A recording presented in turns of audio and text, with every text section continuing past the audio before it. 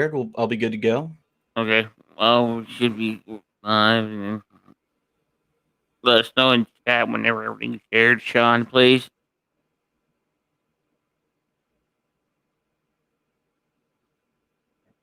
All right, Twitch looks good. Awesome sauce. Oh, I need to drop down. Wonder if anyone stuck around. Oh, thanks.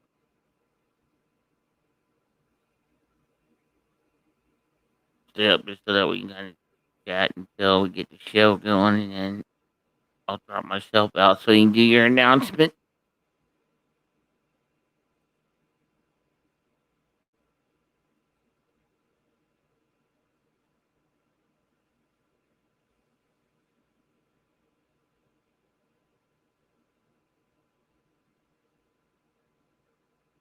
Shared everywhere.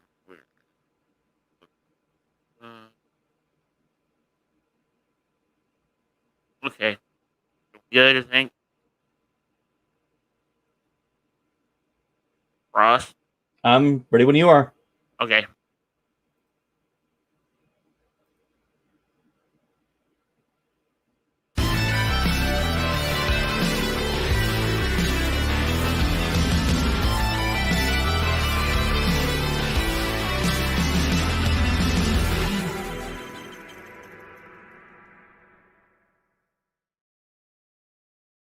Lowered Expectations reviews the series season finale, and there's coffee in that nebula. All of this and more tonight on The Real Super Geeks. We almost didn't do the anime opener.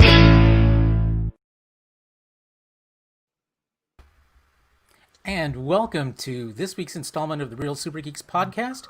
My name is Carlos Pedraza. I'll be introducing my fellow hosts in just a second. Tonight, we're broadcasting live. It's October 9th, 2020. Lots to talk about this week. Lots of revelations about Star Trek and other things. So I think it'll be pretty lively tonight. Lots to argue about, too.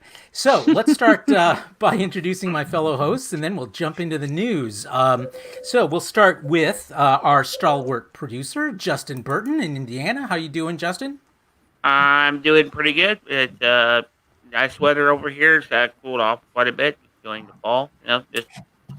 It is the fall. And up next from Salt Lake City, Justin Kovalik. How you doing, Justin? Sorry, Ensign Beard Fasse. Jason. Does he just? You two show up right next to each other on the gallery, so it throws me off. My laptop isn't doing so good, Jason? So I'm on the wife's laptop tonight. Ah. I'm doing okay. My acting goofy, so I'm on. And uh-oh. All right. Well, we'll keep our fingers crossed on your connectivity there. Meanwhile, let's jump over to your neighboring state of Nevada, where Sean P. O'Halloran lives in Las Vegas. Sean, big question before we dive into the big Star Trek news. Are you wearing pants this week? I'm wearing Star Trek pants. Get out. Yes. Yeah, courtesy of Casey Shafsky, by the way. Thank you very much. Casey. Well, I wish Casey was with us tonight. He's probably listening.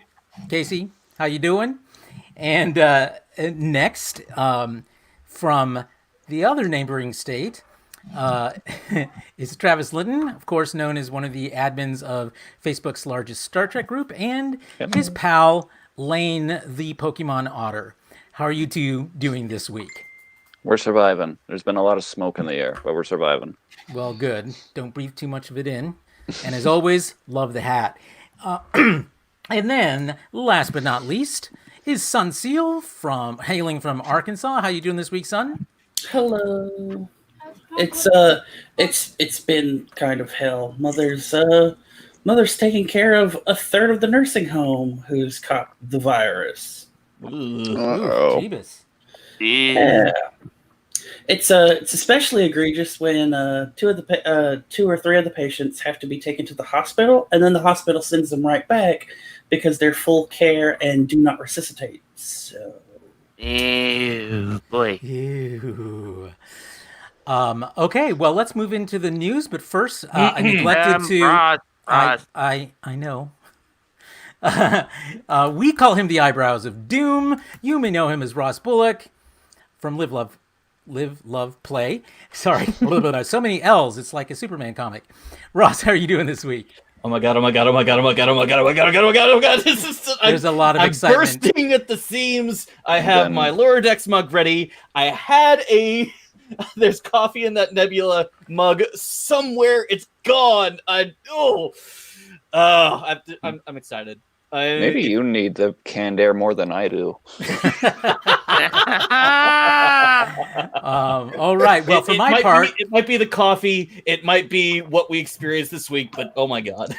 Well, for my part, I'm raising a glass of Tranya to the big Star Trek news this week. That's not Tranya, it's Tang. It is Tranya, I swear. Actually, Tranya was grapefruit juice. Well, it showed up like orange juice on camera. But good to know. Thanks, Travis. And by the way, Ross, your coffee mug will turn up after the show. Guaranteed. Probably. Of course, that's how it always works. All right, so top of the news was coming out of New York Comic Con's virtual con this week. There was a lot of Star Trek stuff that came out, thanks to Alex Kurtzman, who manages to still keep working despite the fact that he keeps getting fired. I can't explain it. But that news was about the long-awaited Nickelodeon tween animated Star Trek series known as Star Trek Prodigy. The big news was that we will be seeing, as a star on that show, none other than Kate Mulgrew reprising her role as Captain Catherine Janeway. And it was, the internet went crazy with this news.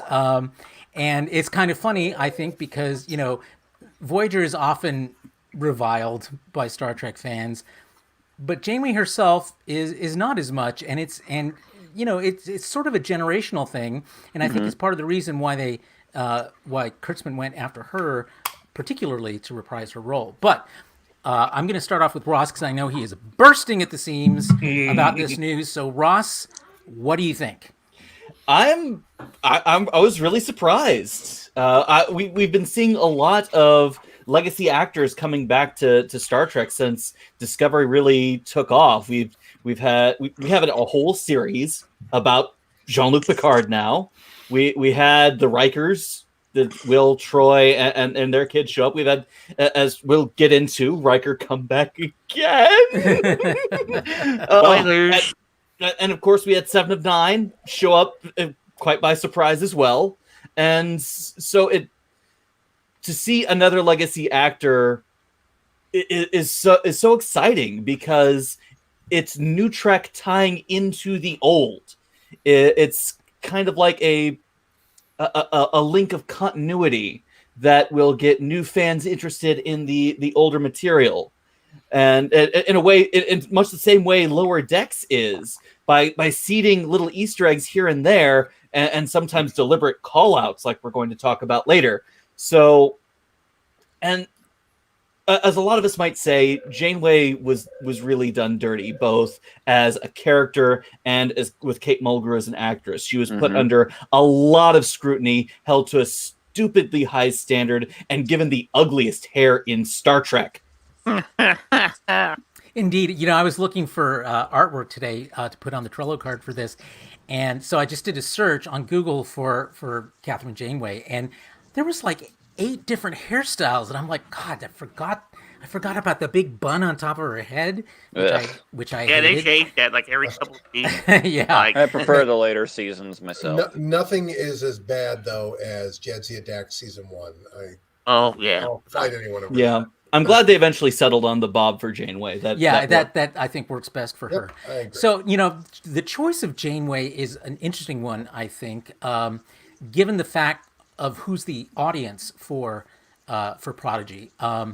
Like Lower Decks, it is an animated series, although it's going to be animated in a very different style than we've seen on Lower Decks. Unlike Lower Decks, which is an out-and-out comedy and drawn that way, Prodigy's going to be taking itself a bit more seriously and is aimed quite squarely. I mean, Lower Decks arguably despite the fact that it's animated, is really aimed at Star Trek fans, existing fans, adult fans, etc.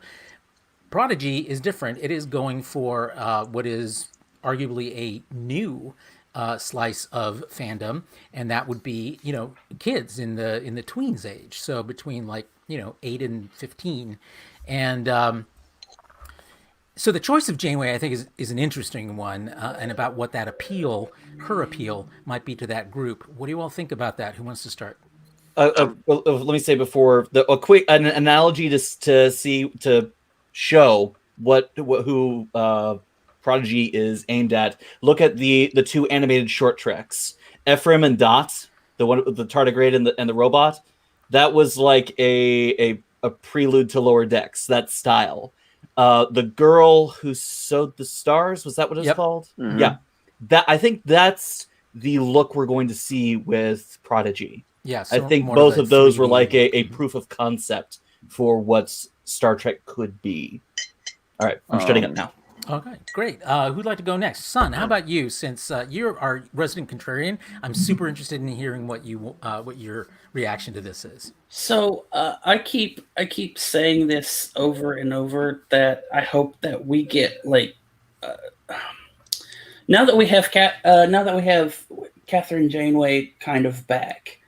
I really truly want, in the era of new SpongeBob, that we have something more akin to an old style Carmen Sandiego, where these group of teens are not necessarily chasing down a criminal or anything, because they're kind of the bad guys, sort of, maybe, but them exploring the Star Trek galaxy, as it were, and us getting little lore tidbits about things we've never known before. Like, they stop at Orion for something, and the computer tells them about Orion and all that kind of stuff. Yeah, it'll be interesting to see what that's like, given the fact that Easter eggs for the audience that this show is aimed for are going to be fairly meaningless to them. So to them, everything they see about and learn about Star Trek is going to be new. So it will impose some real story limitations and story opportunities, which I'm super excited to see how it turns out. Travis, how are you and Lane reacting to this news? I personally am very much curious about Prodigy. If I had to make any kind of comparison right now, I'm almost wondering if they might be taking kind of an approach similar to the Clone Wars, in terms of animation and story. I mean, yeah, we have a proof of concept with the girl who sewed the stars. I don't know if that's exactly the style that they're going to be going for. They could be, but I mean, if they do anything with the characters like how Clone Wars treated their characters, I'm sure it'll be a blast. And I mean, knowing that Janeway's on board, or not Janeway, Mulgrew is on board. I mean, As Janeway. Janeway, As Janeway, yeah. I try to go by the actresses' names or actors' names. I can't talk tonight. But I'm hearing that she's going to potentially be a main star is actually kind of surprising to me, because I mean, some of these legacy characters, I just didn't really see I didn't know they'd be I didn't really see them coming back, if that makes sense. And I'm very curious to see how they will develop Janeway, particularly since Janeway wasn't exactly handled the best in Voyager, as we've pointed out. And yeah, I'm just taking it as it comes, I guess. I'm very curious, and I'm looking forward to it. Okay, how about from you, Sean P. O'Halloran? Well, I mean, I'm thrilled about this. I think it's great. I think the best way to bring back legacy characters and keep it within the context of like what they did with Lower Decks with Riker and Troy this week is to animate them. I think that's probably the really one of the best ways to do it, in order to keep these characters alive while bringing them, trying to attract a different audience. I get the idea. If we're talking about Janeway, one of the things about Janeway's character is that she was, it's like premised on this idea that she was maternal with her crew, and I'm gonna guess that that's kind of the role she's going to play to these miscreants. Remind the folks at home, Sean, what the premise of Prodigy is. If I recall correctly, the premise is that a bunch of teenage kids steal an old starship and start hopping around the galaxy. I thought they found a derelict vessel. Yeah, and derelict. Yeah. They find a derelict starship and they're hopping around the galaxy. I'm going to and as anyone knows, that the idea of giving teenagers free reign in a car is a bad idea. I'm going to guess that her role is going to be provide guidance to them, and I think that's great to have her presence in the background. And when we go back to the Clone Wars, it reminds me of kind of like that she's kind of like the Yoda for the series, if you will. So, I mean, that would seem to me the logical direction to go with that character. I'm excited. I'm glad that Kate's bringing back Janeway. I think it's a wonderful thing for the franchise. Teenagers stealing a starship. This is how you get the way to Eden. Space hippies. Jason, I'm curious, obviously, what you think about the news, but also why you think. Do you think Janeway was the best choice for a show like this? I think if you're trying to build a bridge to the legacy characters, I think Janeway makes sense.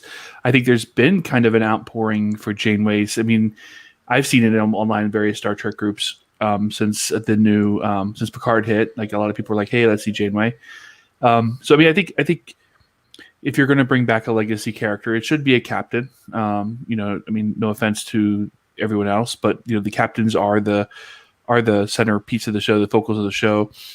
And I think we've talked about Janeway, and it's funny because Kate Mulgrew is an incredible actress. If you watched her on Orange Is the New Black, if you watched her in any, even Mrs. Columbo, she's just always on point. She does a really good job. But I said this in our private chat, or in our chat today. Star Trek writers have seemingly, at least the 90s Star Trek writers, had a hard time writing for women. I think they did that for Janeway. Mm-hmm. I think Janeway was written with every bad female in charge trope, from boss bitch to mama bear to and all those things that you see, and I don't I think that towards the end we've started to see kind of more of a stable character being written for Kate Mulgrew. I think it's great that they're bringing her back. I really do like Janeway as a character. I don't like Voyager, so she's going to be an admiral. I just realized. Well, is she going to be an They admiral called her Captain Janeway, so we'll see. Yeah. Well, they said Captain Picard when they did Picard as well. No, they didn't. They said didn't? iconic character Jean-Luc Picard. I went through the announcements that were made at the time, and they did not refer to him as captain. Well, I mean, okay, somebody so may have offhand, but in all the official announcements, it was iconic character Jean-Luc Picard. Well, here's a question then.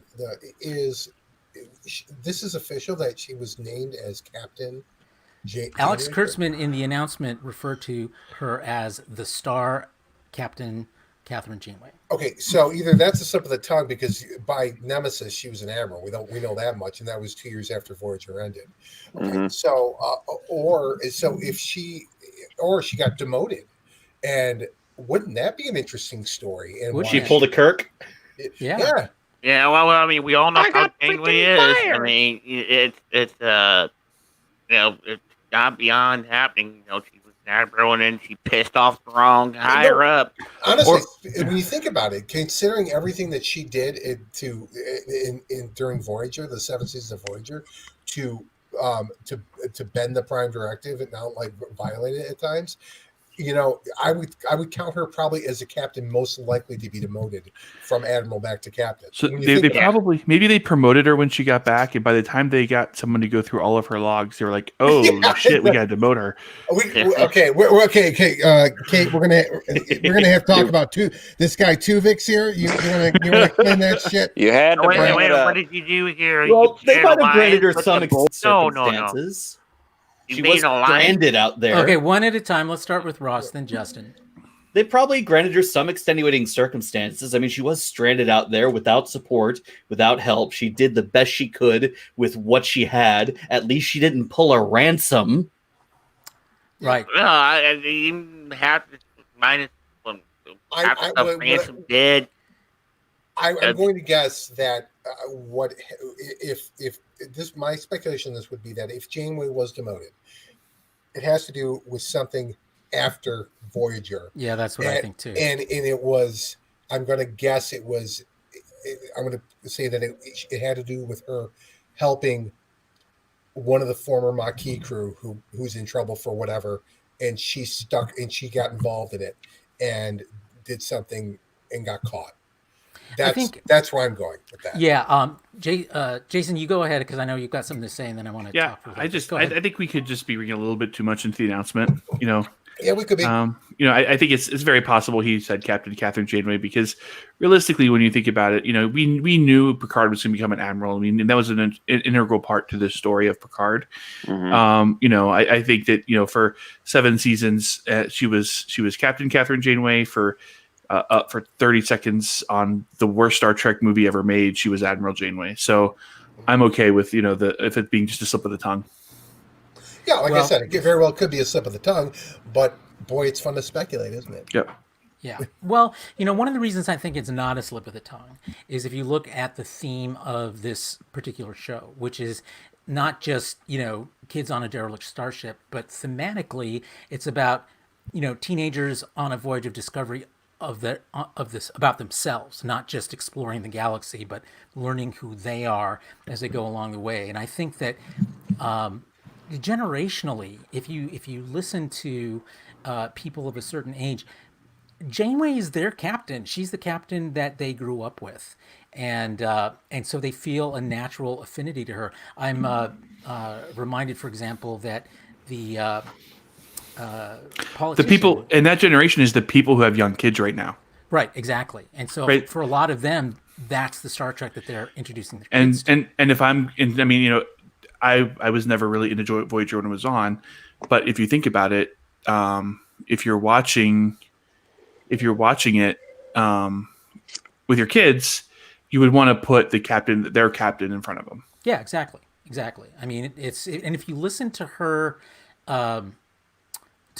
reaction to it in the video at New York Comic Con this week, she emphasized that over and over again. The whole idea of the show being about example to kids, about it bringing a new audience to Star Trek, and how she feels like that's an important responsibility on her part. And so, to me, the idea that that these way about kids who are possibly not the best kids, model students or anything like that, come upon this starship, that running into a captain, who used to be an admiral but was demoted, there would be a kind of affinity there in terms of we're both troublemakers, we're both trying to sort out who we think we really are, that kind of thing. So I just feel like dramatically and thematically, her being a captain demoted from admiral fits better with that, with where the show appears to be heading. And I'm going to go out on a limb with my George prediction, and that the ship that they're going to steal is going to be Voyager. 100% wrong. 100% wrong. I have my own theory about this that would bypass because we know by this time Voyager's museum, so which by definition means it's not derelict. Son, go ahead. But either. So they steal. Steal is a relative term. It's a derelict ship. Yeah, salvage. So this ship, I guess we're going to assume is going to wind up being a Federation ship. Sure. Nobody that I've talked to about in any of the speculation seems to remember that holographic characters exist, and it could be a holographic Captain Janeway. Interesting. My guess is that my gut tells me it's not, but it's not out of the realm of possibility. Well, hey, that's the first time I've heard someone speculate that. Cool. Yeah, Yeah. no, I agree That's with you. But interesting. my feeling is, for the parents of these kids who are going to be excited about Janeway being the captain on the show, that it not really being Janeway might be a real turnoff. Well, if not Voyager, would you accept Delta Flyer? Because that was considered a small. Can't understand what you're saying, Justin. If not Voyager, would you consider it the Delta Flyer? Because that was also considered a ship. It's too small, if you ask me.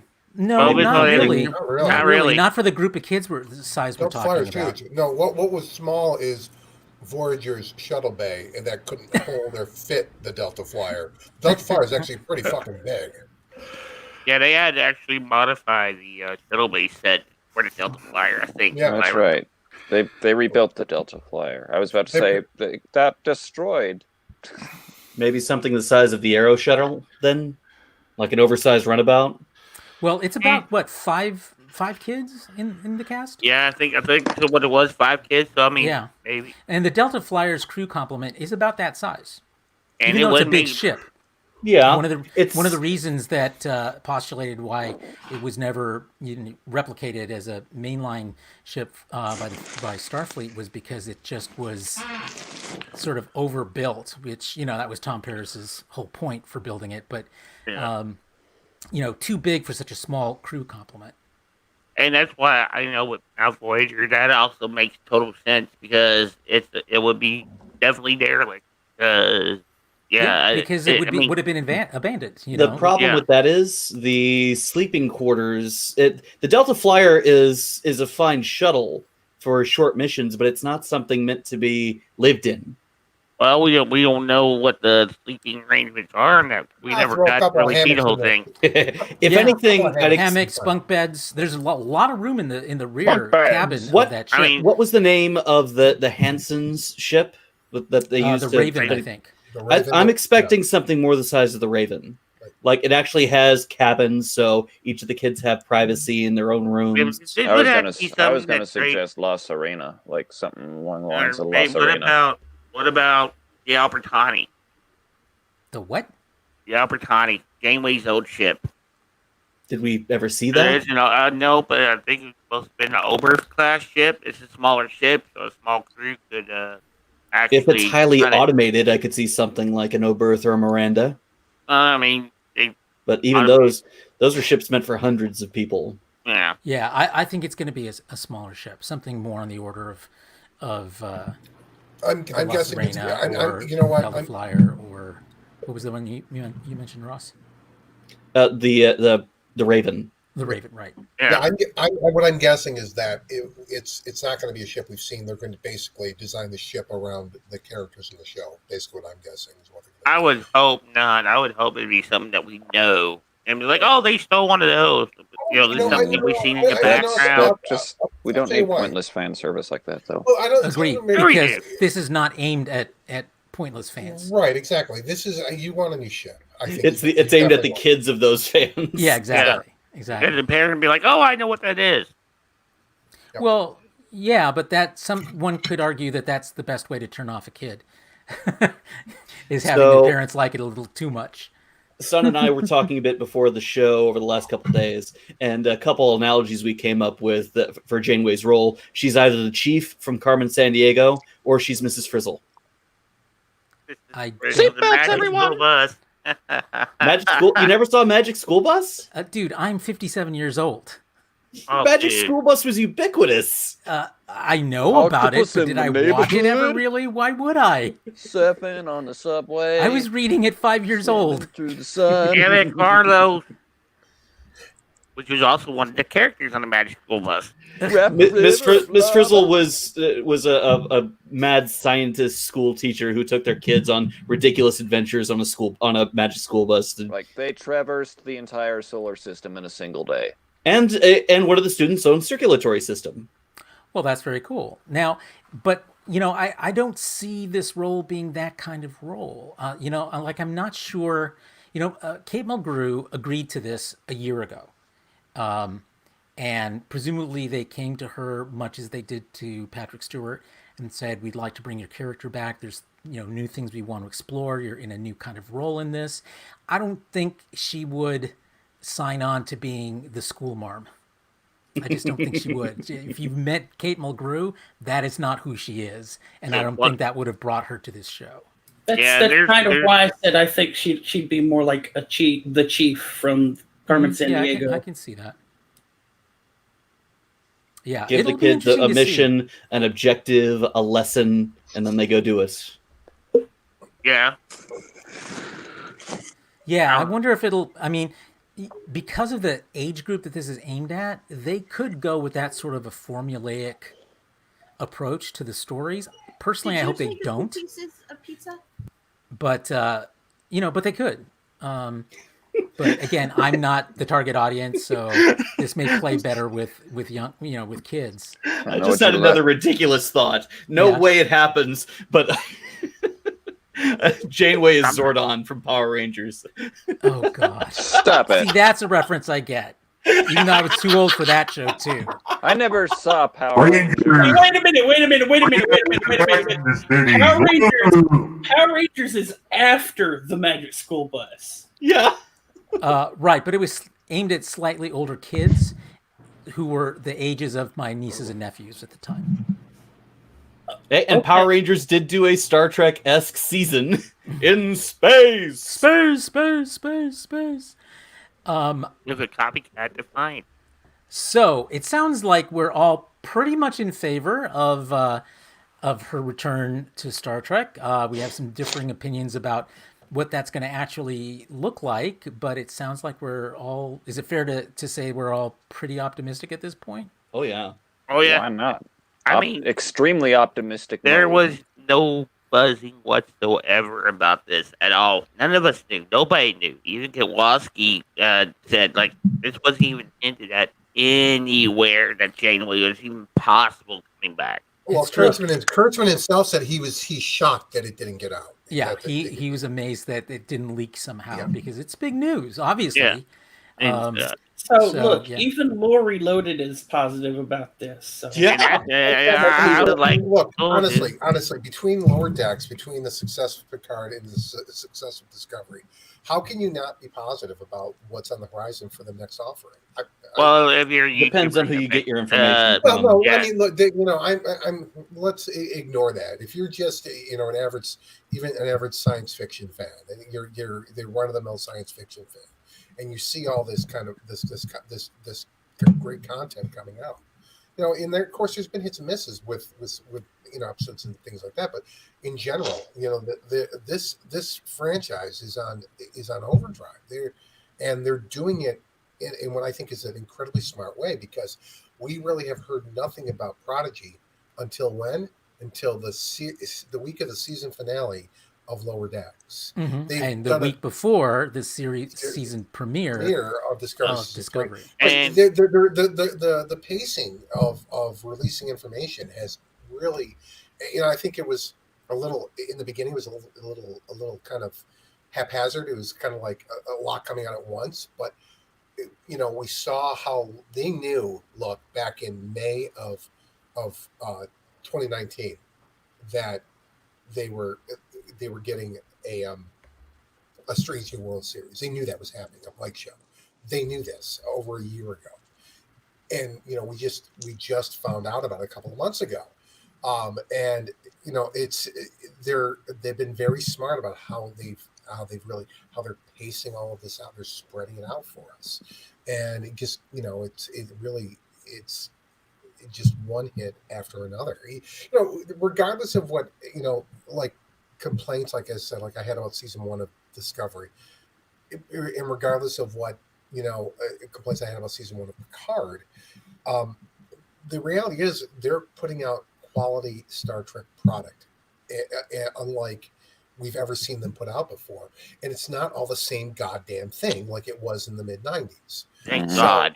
Yeah, that appears to be the real thrust of new Star Trek. Kurtzman said in an interview this week, he was asked about future Star Trek, and he says that they've planned it out through 2027, so that's 7 years. And you know from what now. is great about this, Carlos, is What's that? there's literally something for everybody. If And that's you his got point. kids- Yeah. Yeah, Yeah. if you got kids, you know what? There's Star Trek for them. You got teenagers, guess what? There's Star Trek for you. A little bit older, there's Star Trek for you. The older Yeah, fan. and And we've look, talked there's about it. Picard. We've talked about it before on the show. Yeah. That it's not really oversaturation when you're really aiming for different audiences with each show. This is Um, really, and I've heard this said over and over again, this is the golden age of Star Trek. This is, the best the franchise has ever been with the amount of content that is coming out. Care that they're showing for this franchise now is phenomenal. And I hope they keep this pace going. I can't wait for 7 years out when we begin Star Trek Phase 2. Funny. We're gonna Are you finally get down, Zahn. next man? Interestingly, a proposed show we've heard very little about is the long rumored, well, not even rumored, the long since announced Section 31 show. Why do you think there's so much quiet about that? Well, maybe. Honestly, I think I think part of it is because of I think COVID's had an impact on developing that show. But we've discussed this before, that in any discussion you have about the new series for the franchise, you have got to put Strange New Worlds ahead of Section 31. Because just simply for the fact of just how incredibly popular Ethan Peck and Anson Mount were, and Rebecca Romaine even were, as those that trio of characters in Discovery. I mean, look, I think it's funny about Discovery. It's like I don't even look at Discovery season 2 as season 2. I look at it as Strange New Worlds season 0 is how I look at it at this point. I mean, it really was the Pike show, and that's not taken away from anybody's performance, but that's how much impact they had on that show. And so I think it's in their best interest, for the franchise's best interest entirely, that be at the forefront right now in production, especially considering everything that's going on with COVID. Because you gotta. I think they're probably they're coming from a position where these studios are taking major losses. That the production of these shows is tenuous at best. I think that you got to pick one, that's the one you got to go with right now. And of course, Discovery. Discovery already is already established, so you focus on that as well. So that's my theory on this. Other thoughts on Section 31? I'm sorry? Other thoughts on Section 31? I think it's going to happen eventually. Besides you just spoke. I mean, from other people. Okay. Well, I agree with Sean. We're probably going to get Strange New World first. They're going to have to, prioritize. And right now, we're doing that. Plus, Discovery Season 4 is already filming, from what's being said. So it might be a while if they still do Section 31. I mean, they might have decided to change the plans around a little bit with Strange New World coming up and the animated shows. I mean, we don't know what they're thinking, because it's not really been talked about, just like you said. So maybe we'll find out more in the future. It might still be a go, might not. We'll find out. Oh, it's still a go. Anyone else? I would like to point out that Prodigy, we still have no real picture of what's going on in Prodigy other than the fucking title card. Yep. Same thing for Section 31 right now. We had the same thing for Lower Decks until, 2 hours before. Quite recently. quite recent. Yeah, We it was had maybe We didn't get a trailer until 3 weeks from launch. But we if did I get remember correctly. concept art. Yeah, we got fairly concept early art, on. but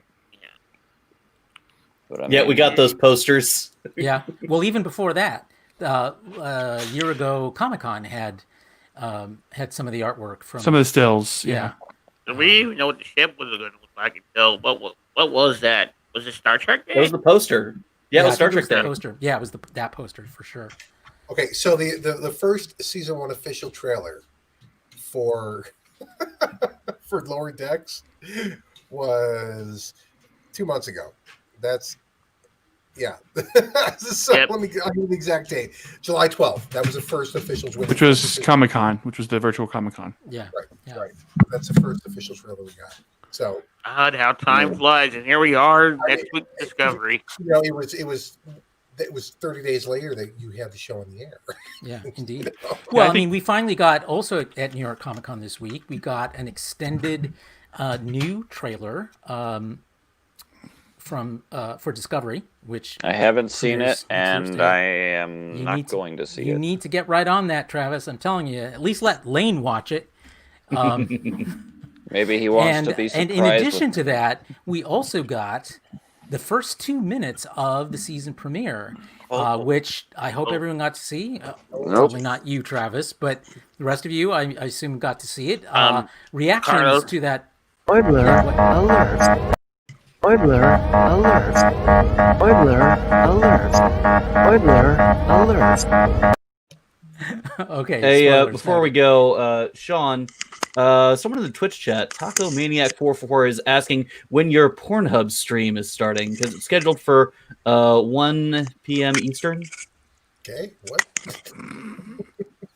Did I They hear know you about say your Pornhub double live, stream? Sean. That's new. Okay. Vegas Bears. Apparently, they've been waiting for half an hour. Well, if it's Wow. scheduled, I mean, I guess it will start. I mean, With I'm some cur- Sean O'Halloran. I'm curious to see it myself. Okay, let's get back to the first 2 minutes of Discovery. Who watched it and what did you think? Go- I hope they keep that pace going throughout the whole season because I won't give any spoilers away because of poor Travis. But it was phenomenal. I mean, it was, oh my God, it's just the pace. It was like watching a movie.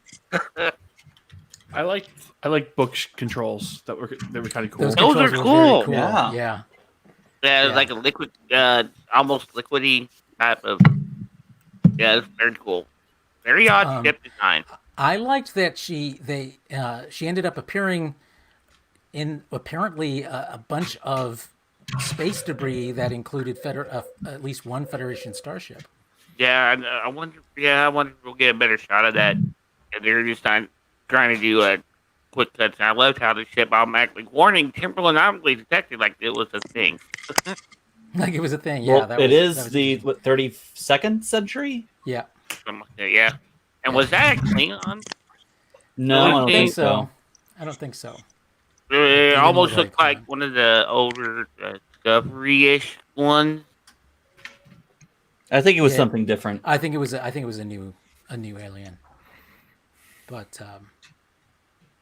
Yeah. Kind of what I thought there for a second. Like, oh, look, Klingon. Oh, no, wait, my what? only little issue with it was it repeats a beat that we saw in the season 2 premiere. The whole she's falling down towards a planet and manages to save herself at the very last second. Or well, we don't know for sure actually if she does, but Is it that in season 2? It'd be a short show if she didn't. yeah, when they went when He went to find the Hiawatha. yeah, the Hiawatha, and they Oh, found right. Janeway. Thank you, Jason. So it was a bit of a repeat of that, but it still was pretty exciting, and the starship battle going on up above also looked pretty cool. Don't mind I me. was I'm bummed just we trying didn't to- get to see Grudge the cat. Don't mind me. I'm just trying to find my Pornhub feed. Other reactions to the sneak peek of the beginning of the season 3 premiere of Discovery. It was- Next week yet? It was certainly exciting. It gave us the moment we needed to see that Burnham made it through, and immediately collided with a strange ship that she couldn't have seen. Much to his dismay. It certainly was exciting and dramatic and built up its tension throughout, and it's going to be interesting to see where it goes from there. I'm curious if we're going to get a "you hit my ship, you were in my way" kind of moments. Yeah, you almost killed me. In a side note of news about Discovery Season 3, there was a leak apparently of the episode titles and directors for the 13 episodes of Season 3. I don't know if you all got a chance to take a look at them. One stood out. One stood out, and I'm gonna guess which one you think it is. That is episode 7, which is titled Unification 3. Talk to me, Jason. No, I mean, obviously, Unification 1 and Unification 2 were TNG episodes where then Ambassador Spock was residing on Romulus, working through a group of underground Vulcans who were wanting to seek reunification with Vulcan, right? So the Romulans were offshoots of the Vulcan people, and there's a group that wanted to see sort of that. Travis, why are you time-outing, Travis? Are we still talking about the 2-minute preview? No. We moved on to Season 3. Okay. Did you have something about the 2 minutes you want to say? No. I think then you can rejoin us, but we are still talking about the season titles. I think that you were going to see. I think it's very possible that in this distant future, we probably do have some kind of reunification between the Romulans and the Vulcan people, with Romulus being destroyed by the Hobo Star or whatever star it was called later, and then. So it'll be interesting to see how that plays out. I hope it ties to that. I hope, seeing resolution with the Romulus people and the Vulcans would be a really cool part about whatever future the Federation has in the third millennium. And interestingly, this is episode 7, which is smack dab in the middle of the season. And usually the middle of the season has some kind of sort of mid-season event that happens. In Season 1, it was the Mirror Universe. Season 2 was Season 2. It was one of the Season Red 2 Angel was pretty Talos much just 4. like the reveal of Talos 4. Yeah. So this one, it makes sense for something as monumental as the Romulan. And it would be cool to see Burnham see the tie of reunification being seeing Spock as that Genesis. And knowing, and having her see that her brother, had lived a life and a meaningful life and one that, shaped future events. That would be really cool. Yeah, because that's the first thing she's going to do is look up and see what Spock did. And possibly give us some resolution or at least a few threads to what happened to the majority of Romulans after the supernova that destroyed the planet. Mm-hmm. Yeah, because that's something that hasn't been addressed in canon, and it might be interesting to see if they've taken at least beta canon stuff has borrowed from the continuity that's been developed over the years from Star Trek Online. We've seen the Odyssey, we've seen the Fahette Intel Warbird in the comics. I was about to say we've seen. We see that we'll get into. So I'm curious to see whether they borrow anything from that. Yeah, I want to see a Vesta class. Damn it! Yes. I don't remember which class that is, but that is Esri Dax's ship. USS Destiny, Mark Rodemaker's design. Mm-hmm. So as you looked at the other titles on that list, interestingly, it looks like there are 2 directed by Jonathan Frakes, although he said in interviews that he's doing a total of 3 of the episodes as a director. We don't know which one that's going to be, but we do see that Olatunde Osunsanami is directing 1, 2, 3, at least 3 episodes of the season himself, the first 2 and the finale. It's cool to see that these 13 episodes are going to take us all the way through into the new year, the last one airing on January 7th. Do they have anything coming right after that, or we're going to be in a Trek void, content void again. At this point, I think we're looking at a content void. Ugh. Well, I mean, Yeah. there's always the possibility. So when are they saying that Lower Deck season 2 will be ready? Is it summer 2021? I think so.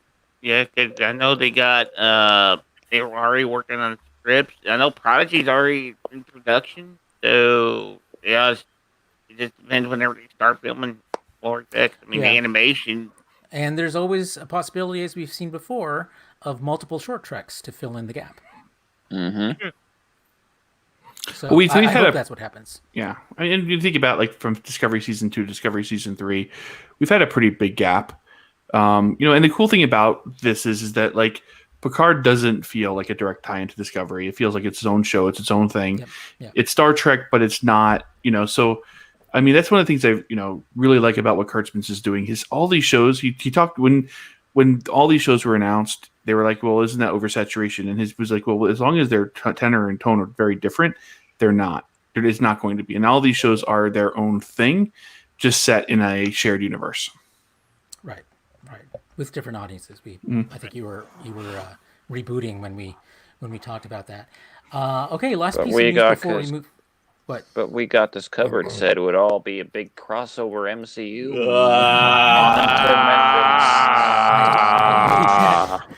Website. And what I love is that they keep quoting giant freaking robot, which is no more reliable than they are themselves. But yeah. So last bit of Discovery news before we move on to our Lowered Expectations segment for the week. Yay! The Battle of the Binary Stars, second episode of Discovery, which aired on CBS Broadcast Network, did a bit better in the ratings than it did the week before. Still fairly low, but as we talked about last week, pure profit for CBS. Any of you keeping tabs on the broadcast version of Discovery? Yeah, the commercials are bad. Like just Is it too many or just bad commercials? Too many. Like it's like Discovery. You could tell that they took a show that was meant to have no or few commercials, and like it really messes with the storytelling. Yeah, think of it if you had CBS All Access without the ad-free subscription. Yeah, that bad. Well, no, but even the all access, even the ads with the all access, I watched season 1 with ads. I had the lower tier, and it wasn't that bad. Like it was, I don't know. Picard got pretty bad. I have the ad supported version, and there's usually only 3 ad breaks. Right, and they're not long. Like these are like full television break. Minute and a half to 2 minute cycles. It pulls you out of the story. Like it's not like. Like I said, this show wasn't written. When you write a 3-act show and for broadcast, you write in the hooks that they kind of like the story kind of leaves that natural, like kind of like this portion is over, but we're going to give you a hook to come back from the commercial break. No, I mean this story is supposed to flow in through these acts without these types of breaks, and it's very jarring. All right, let's move on to our weekly segment, our review of Lower Decks. We call the segment Lowered Expectations. It was the season finale this week, episode 10 of Star Trek Lower Decks, and there was a lot that happened. So this was in, I guess, the tradition of season finales. They let it all hang out on this episode. We saw a couple of starship destructions. We had we had the return of once the funniest adversaries of all time, now turned into quite deadly funniest, more like the most ridiculed, or like the most very ridiculed, satiristic, I think. Well, I'm not sure they were created as satire in TNG. We're talking, of course, about the Packlets. Yeah. Which, everyone... I mean, it's one of they're joked about all the time, and they talk about that directly in this episode about how everyone assumed they were a joke. No. So let's start off with general reactions. What do you guys think of the send-off for the first season of Star Trek Lower Decks? Let's start with Ross, just because you look so excited. Oh my God, where to begin? Where to begin? Start The with the beginning, star then. hat with a little light on it. The beginning, the very beginning, where we see a return to a TOS planet, where the Beta 3, Landru, the Red Hour. We get to see. Don't forget, we are of the body. That was always my favorite Landru line. We get you to are see, not of the body, Ross. We glimpse a moment of a world that we haven't seen for over 50 years. And what do we see? They're fucking up. They regress. They're back to Landru. They went back to Landru. Don't make me paradox you. Computer. Hey, don't make me logic you out of existence. Landru. Man, you're sorry. Yeah, it was a great little segment to start off, as well as we meet another California class ship. This one called what was it? Oh, the Solvang, which I don't know if any of you have been to Solvang, Solvang. California, but hilarious. It's just a really well chosen name because it's kind of a nothing sort of town. Yeah. It was a brand new ship because of the they lost the Rubido. Apparently, they churn these things out. Well, I mean, look at the Shang Zave a few years later. Yeah, true. I guess Just so much to unpack, so much that without going scene by scene, as much as I'd love to and pick apart every single scene of this episode, I loved what they did. They, of course, we had the reveal of the bad guy, the mystery. Who are these guys? Oh my God, did they just kill the entire crew? To the unsettlingness of Mariner trying to act Boimler, to creepy. just this the sudden rush of seeing the Packlets, and I love their introduction. We have you now, Enterprise. We're going to take your ship pieces and make them our ship pieces till we have all the ship pieces. The ridiculously of it, but it's so on brand. Another Enterprise. They go from this joke where they take advantage of the fact that their language is underdeveloped. Other cultures see them as dumb and they're underestimated them. So they capture people to try and make themselves more powerful. And people are too hard. Let's just cut up pieces of ship and take them. That's a simple logical leap, and it works for them. And now they're intimidating. They're slow talking, but now they're beaming in with these massive Jem'Hadar halberds, carving up very stuff. slowly beaming in. As silly as the slow beaming is, it's menacing suddenly. Yeah, okay, it's slow, but you know what's coming. It's and how this episode bookended everything. Yep. So what you're saying is this show has turned the Packlet into the original version of the Borg. Yep, basically. Pretty much, yeah. Yeah. They're going to be the main enemy in Picard season 2. You know, if you look at the way, oh God, please no. No. If you look at the way that they literally carve up the ship, it's very reminiscent of the Borg, and incredibly sinister. Yeah, very brutal. But they were blunt force. They were very sinister before. Like they were disarming, right? Their speech patterns made them very disarming. But like they were ready to kill Geordi if he tried to do anything funny. Like these weren't, the Packlets were never nice. Like this idea that they were, like I said, they were dumb fucks who were disarming because they were dumb fucks, but they were bad. True. Yes. So, it's what I was saying about bookending. Every reference, almost every side comment was bookended in some way in this episode. In the first episode, when Mariner was literally pulling Boimler under her wing, talking about all the things he can do in Starfleet. We could get you a rapier. You could be a rapier guy. What weapon did he get? He picked got the up a rapier. damn rapier. Oh, and when they were cut off from the armory, and she busts open all of those storage units that have, the contraband! weapons in them, including, you may recall, the batleth that we saw in episode 1. It's still rusty and crusty And then her with mom blood. going, "How much counterband do you have on my damn ship?" Yeah, I mean, There was a yeah, Spock helmet. The Spock The helmet. Spock helmet, yeah. The Spock helmet. Yeah, the It's Spock canon. helmet. That was Yeah, now it's canon. It is And now I canon. I But know is a it- lot of people have. One of the things that they talk badly about is the exocomp. I love the exocomp. I do too. I'm glad to see it, but Peanut hamper. it was a brilliant red herring. Yep. They introduce it. You think, okay, this thing's gonna do something important, and then we get to the moment, the big denouement, and no, peace out. No, bye no. bye, Yeah, fuckers. big guy. To be replaced as the hero by none other than Then Rutherford. and Shax. Badgie, dude. No, Badgie. Badgie was not the hero. Well, Badgie came up with the virus. Yeah, Rutherford was the hero of that. He used Badgie to do it, and then Badgie double crosses him, of course. Of course. And But- again, with the book ending, when cross it.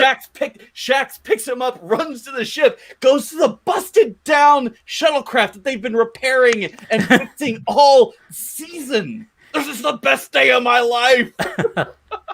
Yeah, there was a lot going on. This was the And most other action throwaway packed. stuff. I got you, baby. Still is connected to Rutherford from the 15 minutes he was in security. Yeah, Mm-hmm. yeah. Oh, Okay, so and Shax goes down like a damn pro. we'll come back to laughing in the Shax. face of Yeah. death. We'll come back to Shax in a second. Yeah. Jason, I know that you have index cards worth of comments to make, so give us a couple. So first of all, I'm going to give this episode 3 badges out of 3 badges.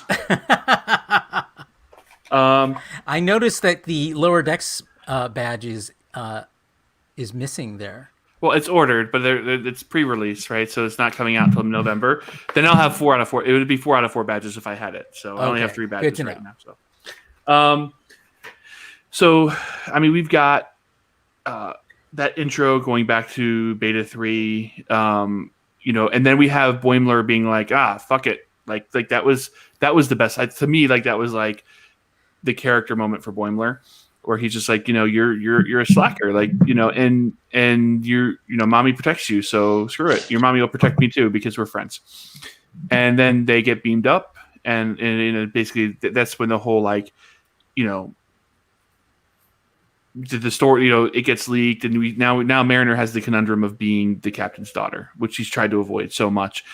And it was good to see her take that shift, and then her only solution is to get off the ship and get a promotion. The character development again, I thought was really good. I mean, it wasn't a reset button, right? So if you think about last week, we had the issue with mom and daughter, and now we're seeing the relationship grow as opposed to reverting to where it was pre last week. And I hope that they continue that. Like it was, and all the Easter eggs. And I won't like we'll go through all the other stuff about what comes at the end, specifically the uniforms and the starship that shows up and the infamous captain who saves the day. Indeed. All right.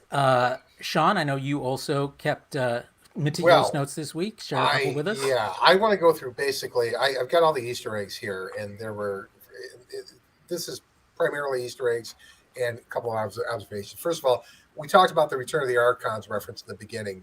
I should also point out that Rick and Morty had a Return of the Archons episode called "Look Who's Purging Now," and guess who wrote that episode? Mike McMahon. Yes, Mike McMahon was one of the writers on that episode. So it's clear that they wanted to a callback to Return of the Archons for quite some time. The TOS era was fucking brilliant. Those old scientists. Yeah. And it's like, God, those guys they had crazy new aliens every week. Just almost breaking the fourth wall with that was fucking brilliant. We had a Gamesters Truck Skelly reference. One of my favorite lines of the entire season. Starfleet has a policy of some intervention. It's so perfect. Starbase 77 was mentioned. Starbase 77 is from Armada and Armada 2, if anyone played the games. We were talking, going back I missed that. Going back to the beta canon references. Guess what? That's canon now. Of course, we had Captain Freeman Day, which is a reference, of course, to Captain Picard Day. That was Yep, of course, we got our Exocomp. Wesley Crusher worked with his mom. Maybe everybody will be cool about it like they were with him. They were not cool with him, though. Yeah, exactly. Right. Which is, of course, the joke. That's the joke. I'm only hard on you bit was hilarious. I'm hard. No, wait. I'm only hard on you because you make me that way. Oh my god. One of the things that I loved about this episode, and I think it's reflected in the title of the episode, which is No Small Parts, and it comes from an old theater saying, which is there are no small parts, only small actors. And the idea that, every part is important in the overall structure of a story. And boy, you really see that in here. I mean, every character got a chance to shine in this episode, and that's really hard to do in a half hour format. So my hat's off to them, because everyone got at least one really great scene. Yep, agreed. Without question, it was a group effort all the way around. Continuing on, we've got of course Wolf 359 was an inside job. Changes aren't real. Changes aren't real. The Dominion War didn't happen. I love that. I love it. I love the resulting memes about Alex Kurtzman being fired. And... Yep, absolutely. And of course, a bookend within this episode. Who is Jen? And then at the end, of course, shut up, Jen. Yeah. Okay. Oh yeah, Jen at the end. That was hilarious. There are no Jens in Starfleet. I want to give Mariner a present, and what does Shax give her? A fucking batleth, of course. And of course we had our Packlet introduction here. We need a morally bankrupt genius. Badgie, of course. The Remco helmet is canon. We of course have the Silu sword, which is a bookend to the rapier in the first episode. We also got an add-on to First Contact Day. Apparently, the traditional dish is salmon. It's salmon, yes. That's right. I forgot. How do you carve a salmon exactly, though? Exactly. You just do it. I like the part when Ransom says, "I'm right behind you." He kicks the Packlet, and all you hear is my head. You've got Shax was an absolute badass in this episode, without question. I noticed when they were flying the Sequoia out of the shuttle bay, and the first thing was fire the phasers. You don't hear this. I heard it because I have a 7.1 surround sound, but I did not hear the second viewing on regular speakers. But they're TOS phasers on that shuttlecraft.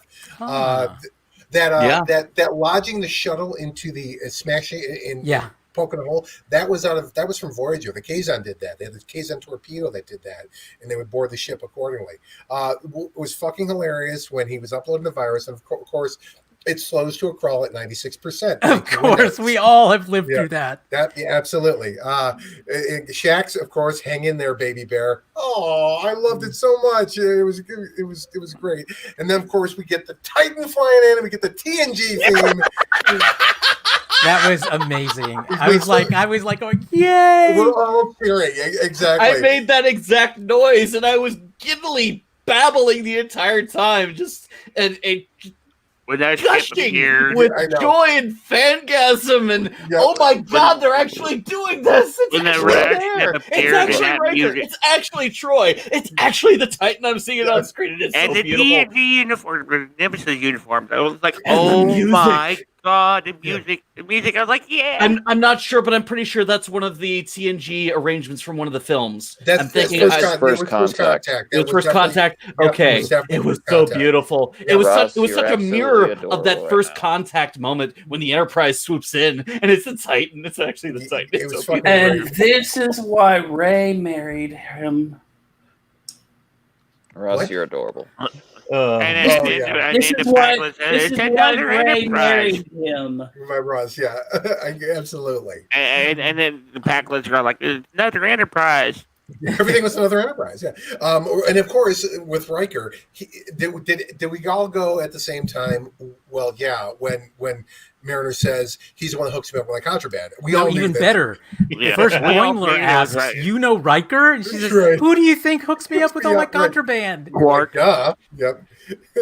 I would have thought Quark, but Riker Yeah, would be second guess. It was funny. Freeman says, "No, I hate it when the ship gets repaired and comes out looking all sovereign class." That was pretty good. And what I loved about the final scene with Tendi and in sickbay with Rutherford, where You're gonna make me cry. She and it just reminded me that she looks at everything in such a positive avenue. She goes, she says that this week we get to become best friends all over again. I mean, what an attitude! I love her so much. She's so sweet. Shax's funeral was, of course, the indicative of that was of course a callback to the funeral from Wrath of Khan, and was of course fitting for such a great hero. My favorite line in the entire episode, and of course this is proof that they're stealing their ideas from me, because like I said, I told you this was my premise for a Star Trek series. That Starfleet, good at observing, bad at maintaining. Fuck yes. Yeah. Talk about self-aware. Holy shit. It's what I've been saying for years. Yep. Mariner blows up Boimler's pad with all these messages. Oh yeah, that was hilarious. That was great. I'm gonna feed you to an Armus. That was number 33, yes. right there, buddy. Yeah, the Armus was great. I thought it was hilarious that when Boimler got the promotion to the Titan, that Riker called him Boomler. Yes. Which is another callback to the beginning of the series where they were mispronouncing his name as well. Yeah. Yeah. And of course, again, being self-aware, the Enterprise, these are the Voyages references that Riker made, and then those guys had a long road from getting from there to here. Yeah. Yes. And by the way, we needed something about Faith of the Heart. That's all we needed. Yeah, And then Warp 5, 6, 7, 8, right? Yeah, that's Yeah. totally Riker. Totally Riker. Riker. It was one of the best Riker episodes ever, actually. And the whole Riker Now- moment. Okay, Here's my George theory. Whoa. Here's my George theory. Here's my big brain, galaxy brain George Wow. conspiracy theory. Star Trek Lower Decks is a season-long soft pilot for Star Trek Titan. No. No, not Star Trek Titan. The Rikers, an animated sitcom featuring That's actually been suggested. Will Sign me and the fuck up. Sign me the fuck up right now. Shut up and take my money. The early days of I the would before the so watch. Sith Wars. I guess what everybody's hoping to be before the Sith Wars to follow their adventures on the Titan before. I don't want the adventures. I want the You want bickering. the bickering, yes. I want it to be an animated '90s sitcom of Riker and Troy, because they've teased this before, and it would be freaking brilliant. Well, look how they acted on the Bantering bridge during of the this Titan. episode was just perfect. I mean, look how they were acting on the bridge of the Titan. Imagine that on a weekly show. Riker and Troy on the Cerritos when Riker grabs Freeman under his arm. Yeah. And it's Mariner and Boimler, except Riker's Mariner. Right. Exactly. You're my Chadich. Yeah. You missed And Troy to Ransom. I sense that your confidence is a mask for a ocean of insecurity. Did they go for that? I can make that work. I can make that work. Ransom, fucking great. Yeah. We Okay, did so- get a Sauron first officer on the Titan. It What's was a Saurian. Saurian. Yeah, I noticed that too. I was hoping to see Christina, but no. I was also hoping to see maybe they would have Tim Tuvok floating around, because apparently he's supposed to be on the Titan. Yeah. Oh, in the books? Yep. Okay. Tuvok's there. Crusher's Ogawa there. is there. One of the characters from the Starfleet Academy comic books is their security officer. There's a spider called. They call her Chaka. It's impossible to pronounce her name because part of the spelling is an exclamation point. And they have Centurion off that they featured. quite a There's bit. Station Ops. Oh, Melora Pazlar is their astrogator, and she actually gets around with an anti-grav suit instead of a wheelchair. Yep. Personally, I'm glad they did not show all of those other people. It would have Yeah. been overkill and would have detracted from the overall story. Yeah, What but I'm it's saying- animated, then they can show that if Sure, they want maybe to. in the future, but If it would they have want gotten to, in the way of the season 2. story. Riker's do. supposed to be part of season 2 of Lower Deck. Well, Okay. but yeah, because now Boimler's on the Titan, so Right. he's got to get back to the Cerritos somehow. Somehow. But we'll start the Why? story off with. Well, I'm going to say about this episode that not only was this the best episode of the season, this is one of the best episodes of Trek ever made. I'm fucking sorry. It really was. This episode was so fucking good, and I'm at the point, like, I think you guys know that I have a certain affinity for the animated series, to the point where I think it's one of the best Star Trek series out of all canon. And now it's definitely canon. Now it's canon. That's okay. Yeah. And now it's been canonized. Of course, we forgot about the pad where they had the animated Yep. TAS. That was How did I great. forget to write that down? If we do- Harrison wrote it down. If we do get a time travel episode where they go back to the 2260s, Oh my when they God. get to the 2260s, it has to be done Filmation in style? filmation In style. film. Yes. I approve of that. I approve I of agree that. with that, Yes, dude. yes. That'd be the only way Yes. they can do time travel. It has to be. That's how you do Why it. are we like this? Oh, budget concerns. Right, exactly. You know, I think one of the things that I really loved about this show and that I loved about their finale is, unlike a lot of Star Trek, there were consequences. You know, they started out in a very different place than they ended up, each of the main characters, and by the end, they went through big changes, and it looks like many of those changes are things that are going to carry forward. In fact, the death of Shax, I think, is remarkable. I hope they don't bring him back, not Yeah, I because I don't agree. like the character, but because it was poignant. That I agree. that Oh, in a it's very comedy, in a poignant. cartoon, you can feel something for this guy. Right. He went My out the way he lived, my blowing up sister- warp cores. It would be cool to get like a, at some point the ship goes through the Bajoran wormhole, and someone has an encounter with Shax in the Bajoran wormhole. That'd be kind of a good way cool. to bring Cisco in. God, no. No, let the dead be the dead. He served his purpose really well. And, Cisco's not dead. No, I'm talking about Shax. Shax. Right. So yeah, I mean, I'm in total agreement. There's no reset button on this episode, and I'm like I said, I can't believe I'm saying this, but 10 episodes of this series in, after close to 800 episodes of Star Trek, I think this might be my favorite Star Trek series ever made. I can't believe I'm saying this, but I think it may be. I Well, love it so that much much. happened in it, and I think one of the things that was great about it was you saw real teamwork on the part of this crew that we've gotten kind of used to making fun of, but they actually are a great crew together. And they were very heroic. I mean, they beat those Packlets. Like, they beat them, hands down. You know, the fact that 2 other big Packlet ships appeared, you know, they couldn't do anything Agreed. about that. But they showed that, you know, that confronting the immediate adversary, they bested them through ingenuity and teamwork. Yeah, and by the way, not to be understated here, but Freeman acted very Picard-like when she logically looked at the situation of trying to warp out of here and said, no, that's what the Solvang did. She figured that out pretty quickly, that what caused the Solvang to blow up was the fact that they tried to warp out of there while they had that thing attached to their warp nacelle.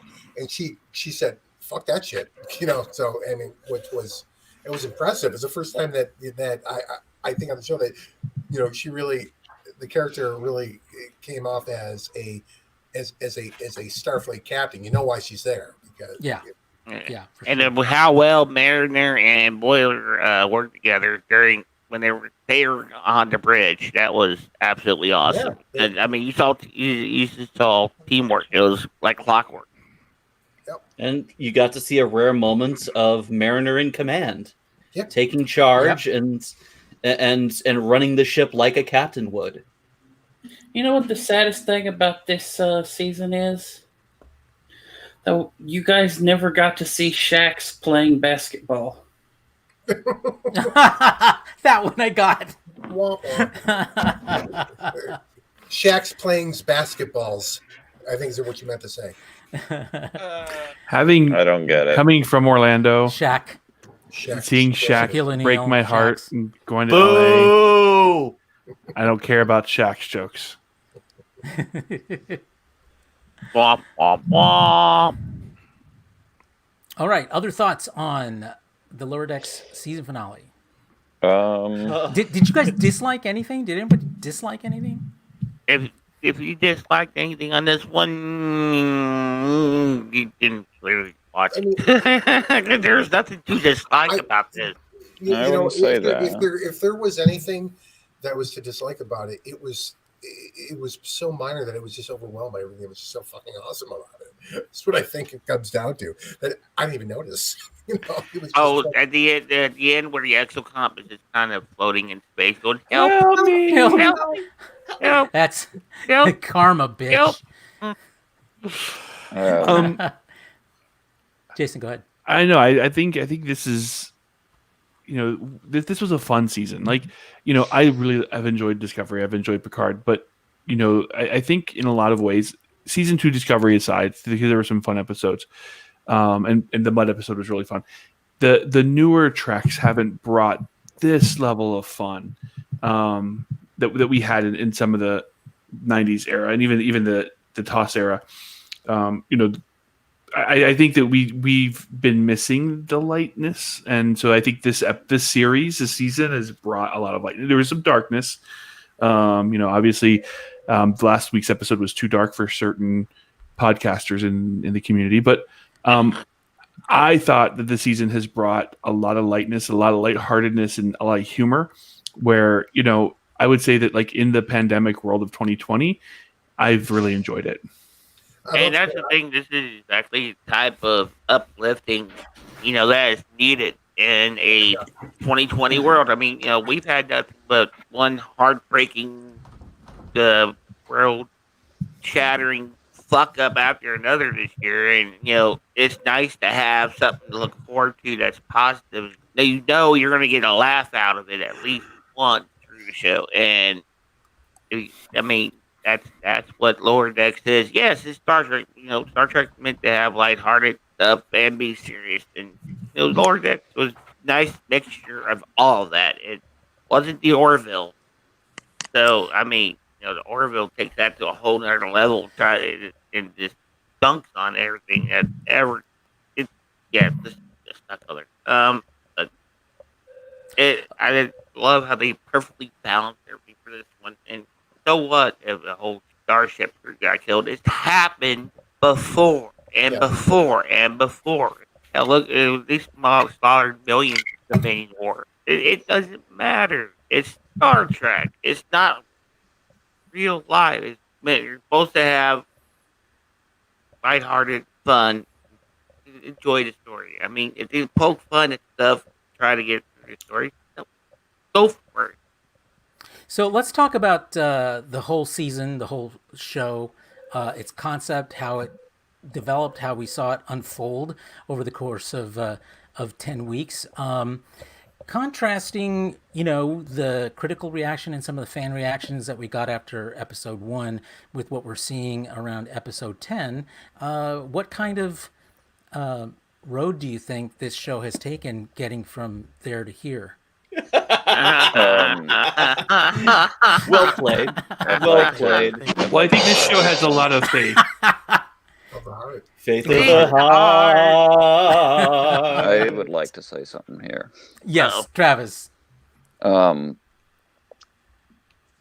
2018, when the show was initially announced, when I heard that it would be a half-hour comedy animated series from one of the people behind Rick and Morty, I immediately had my doubts. I was very pessimistic. I hate saying that word, but I was very much like, I have a bad feeling about this. I don't think this is going to work out. I don't think it's going to fit.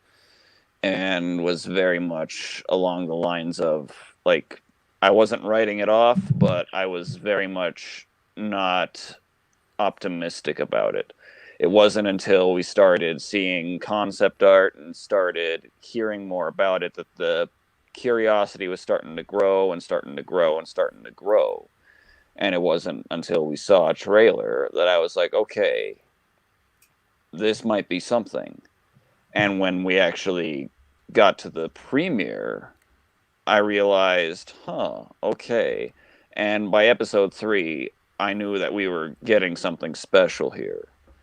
And I cannot emphasize enough just how amazing it feels to be wrong on this magnitude. I have completely done a 180 on this show. Coming, going in with this, I just don't know mentality, and coming out I cannot wait to see what they do in season 2 right now, because it's I won't be able to fully voice everything I want to say because I have a hard time talking about this kind of thing. I actually really want to I want to write out a full review of this season. I feel obligated to do it right now because right now I believe it is something that is very special right now.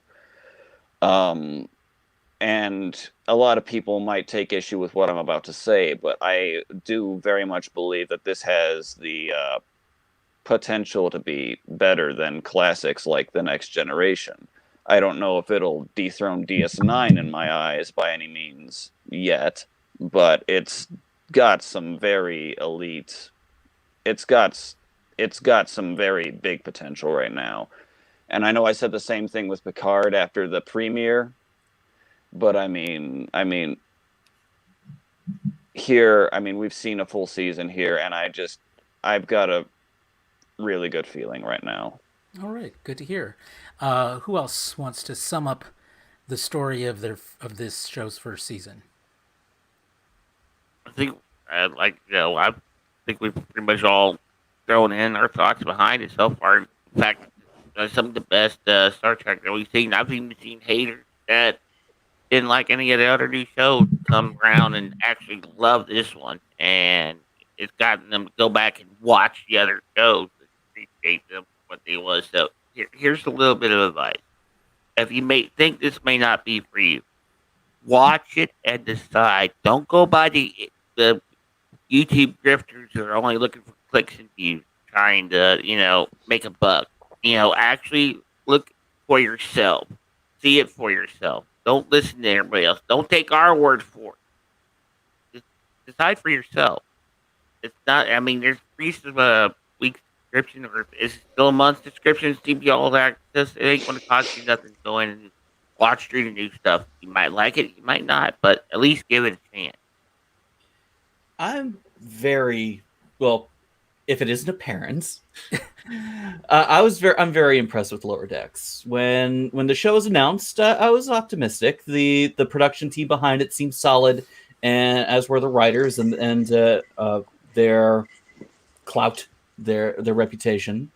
And thinking back episode by episode, they really accomplished something special. They highlighted the silly and ridiculous of a 50-year-old sci-fi series and made it in a very positive and loving way that doesn't satirize it. It highlights the silly, it builds off of that, and has made something enjoyable, heartfelt, and ultimately hopeful.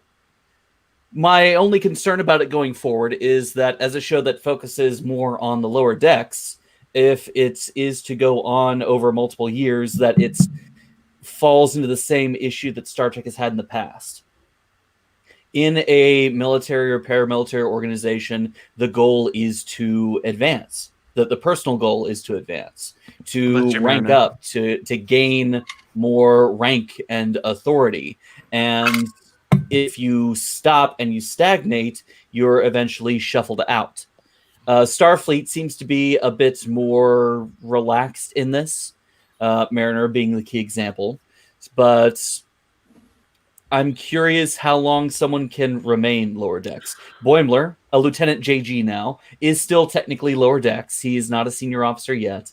Lieutenant seems to be on the low end of senior staff, but there's still 4 or 5 ranks above that. So I'm curious to see how the show evolves over time. If we're going to get other lower decks characters in to kind of keep the focus on that lower decks, or if it's going to be an evolution of characters following them from their time in lower decks. We had Ensign Harry Kim for 7 years. Yes, exactly. You had Lieutenant Junior Grade Jean-Luc Picard.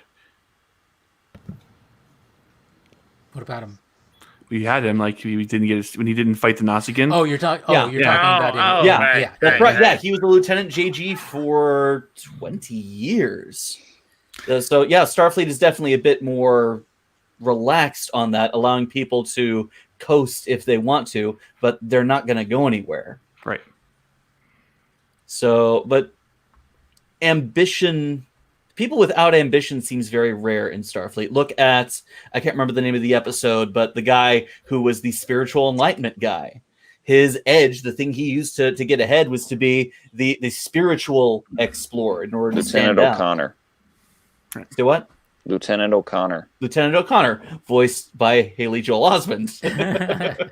So ambition is a real thing in Starfleet, and people want to advance. Most people don't want to just skate. You don't get through Starfleet Academy and then just skate unless you're Mariner. But there's a story behind that we haven't heard yet. That's right. So I'm a little worried about the future, but I'm curious to see what they do. The team behind Star Trek Lower Decks are incredibly smart. The way they bookended almost everything in the series in such a short period of time with such short episodes really speaks to their skill. So I'm not dreading, but I'm curious to see what they do. So let's move on to a related topic, because one of the things that I've been reading about in the last couple of days with regard to Lower Decks, and it's a theme in the criticism that I'm seeing that is less about anything being wrong with the show and more about whether or not the show should be taken seriously enough to be considered canon. Now, we know that the producers have said it is definitely canon. But a lot of fans completely reject that because it's just too silly. It's a cartoon. Even our friends at Axanar, just a few hours before we recorded this podcast, had an entire show called "Is Lower Decks Canon?"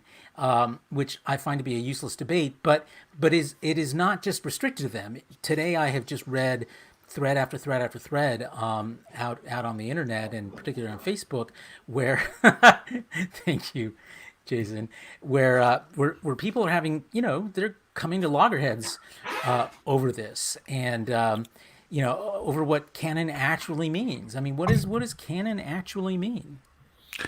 My take is, so, I have a theology degree, and so, canon means one set of things for me, and it's implied the same thing within Star Trek. But the reality is that canon really only is important to 2 groups of people: television writers and nerds trying to win trivia. and so, and then that's where I go back to just who the fuck cares? Like enjoy it. Like, does it matter if it's canon? Does it matter if the novel you're reading is canon or not? Does it detract from the story if down the line some future writer comes up with a different story that overrides aspects of your? No, just watch it, enjoy it, and don't be a canonista. Enjoy the journey of the story. And expect that in a franchise that spans 54 years? Yeah, 54 years. It's over 700, almost 800 episodes now of television, 13 movies. There's going to be inconsistencies. There's going to be things that may not make sense or may not be as congruent with previous iterations. If that ruins your ability to enjoy something, get the fuck over yourself. Yeah, you gotta look at canon like the Temporal Prime Directive. It's less of a headache if you just ignore it. Good call, listener. Very good call. Thank you, Travis, and Nothing thank you, is Lane. canon, but everything is true. Yeah. I mean, okay. Also, another way to look at how many times did all the shows completely change, premises or little things here and there throughout their run, multiple Right, times right. in TOS, multiple times in the Next Generation, multiple times in Voyager, times in originally, DS9.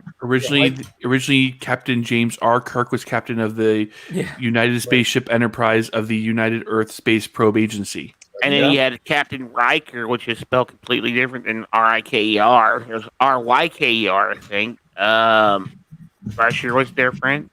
I mean, I- if you, And the Enterprise once traveled in a time warp. yep. Yeah.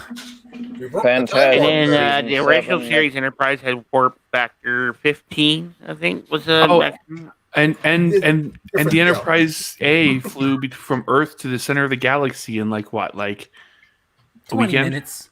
Yeah, about The Next we Generation. The Next It- Generation. Season 7, Episode 6. Spot's a boy. Yeah. Oh, 3 and, episodes the- later, he's a girl. yeah, Pregnant and Spot doesn't buy into your binary universe, all right, Travis? the fact that the Great Barrier is supposed to be on the edge of the galaxy, not the center of the galaxy. Star Trek 5 kind of broke that one. Yeah, look, I've pointed this before. A couple of years ago, I bought 2 5-inch binders from Rick Sternbach. Oh God. And they are the collected technical notes of all 7 seasons of Next Generation and all 7 seasons of Voyager. And the most fascinating read of the whole thing is the memos in between the production staff and the art department, and particularly with Rick Sternbach, because Rick Sternbach was an expert on all things canon. And basically the back and forth between the writers and the other production staff members, and saying, okay, we want to do X, Y, and Z in this, and Rick saying, well, we can't do X, Y, and Z because we did Z, Y, and X in this episode, so you can't do that here. And it was either, like I said before, it was either okay, we won't do that, or we're going to do it anyway because it works better for the storytelling. So they try not to violate continuity, but at the end of the day, what it comes down to is they're going to do it if it's a matter of improving storytelling. And that's one of the number one things I've said to some of these people that have been, doing explaining. I'm like, look how many times they violated, so-called your precious canon back then. They did it to suit the plot line. That's what Star Trek is. You have a basis, you have a background, you have an idea, and then build from that. I mean, you don't. You can't be entirely beholden to it. I mean, I'm very not that you know it, but I do love continuity. I do love canon. I do love that this is an expansive universe of a franchise here that has all this connective tissue to it. But you have to be willing to just take a step back and just try enjoy the story. Enjoy the stories at the end of the day, because that's what we're talking about at the end of the day. It's storytelling. Yep. And people bitch about the resizing of the Kelvin verse Enterprise. Never mind the fact the Enterprise A had 78 decks. Yeah. That's canon. It was on screen. Yeah. Even though the 2 movies before, the Enterprise was supposed to be the same class, all its decks were lettered, not numbered. Yeah. Yeah. One of the things that fascinates me about this topic is less about what the shows do and why they do it, and more about like what it says about the psychology of fandom, by how people place some kind of or derive some kind of personal value over their knowledge of canon. And I'm glad you mentioned psychology, because those people are psycho. Except I don't think they're psycho. I think it's a very normal thing. Unfortunately, they just take it to an extreme. But but you see, it's a very common part of human nature, I think, to invest your sense of identity so closely to Yes. what you think a show like this is about, that anything that steps outside of that literally is a threat to your own identity, and that's the way why they react They feel entitled as they do. because they're so invested. Like you said, they're so invested in the show. They feel entitled that that it I don't. personally hurts them that it's not. Yeah, I don't feel Wait. it's. I don't think entitlement is the good word. I think it's what you said. It's invested. I think it's become an extension of their own personality. Is what and you're by deviating from that, you're attacking that. You know, whether they realize that's what's happening, that is what's happening. Right. You know, you're upending their world. It's kind of like, you know, if the aliens came down to the Neanderthals or the Cro-Magnons and said, "Look at all this shit." It's like we were praying to a rock the other day. What are you doing here? You know, it's just That's the premise of Stargate. Don't go So, distance Stargate. So basically, it's just cognitive dissonance in another way. It's like when your world gets upended by things you're not used to. That's what happens. Well, I mean, I've said this before that when you talk, back in the days of like the JJ movies as they were being produced and coming out, and we were dealing with like instead of the Doomcocks and the Mecha Randoms and it was the Fred Archers and the Doug Fitzes and things of that nature on Facebook. These are people, whether it's, whether they're famous or whether they're internet famous or not, a lot of people have derived value from Star Trek, their own personal identity, like Carlos said. You have to realize that Star Trek has never crossed over into the mainstream. And, we've had some mainstream success with TNG and some of the films, but by and large, even then, like to be a Star Trek fan, you're still countercultural. You're still not part of the mainstream. And so I think that as the J.J. Abrams films have made, and I think now with the Kurtzman track, and we're seeing movements towards making Star Trek more of a mainstream pop cultural thing. And so I think that with Star Trek moving out of the subculture, right, being kind of countercultural and being kind of like, this is what geeks do to it's becoming more and more mainstream that, we're seeing Stacey Adams, we're seeing prominent politicians, claiming Star Trek is part of their own identity. You're seeing this pushback because I think I think their value in finding kind of some kind of self-worth of being countercultural is being taken away from them as Star Trek becomes more and more popular in the mainstream. I've said the classic nerd dilemma. Speaking of, the Biden campaign hosted a bunch of Star Trek actors in a fundraiser, didn't they?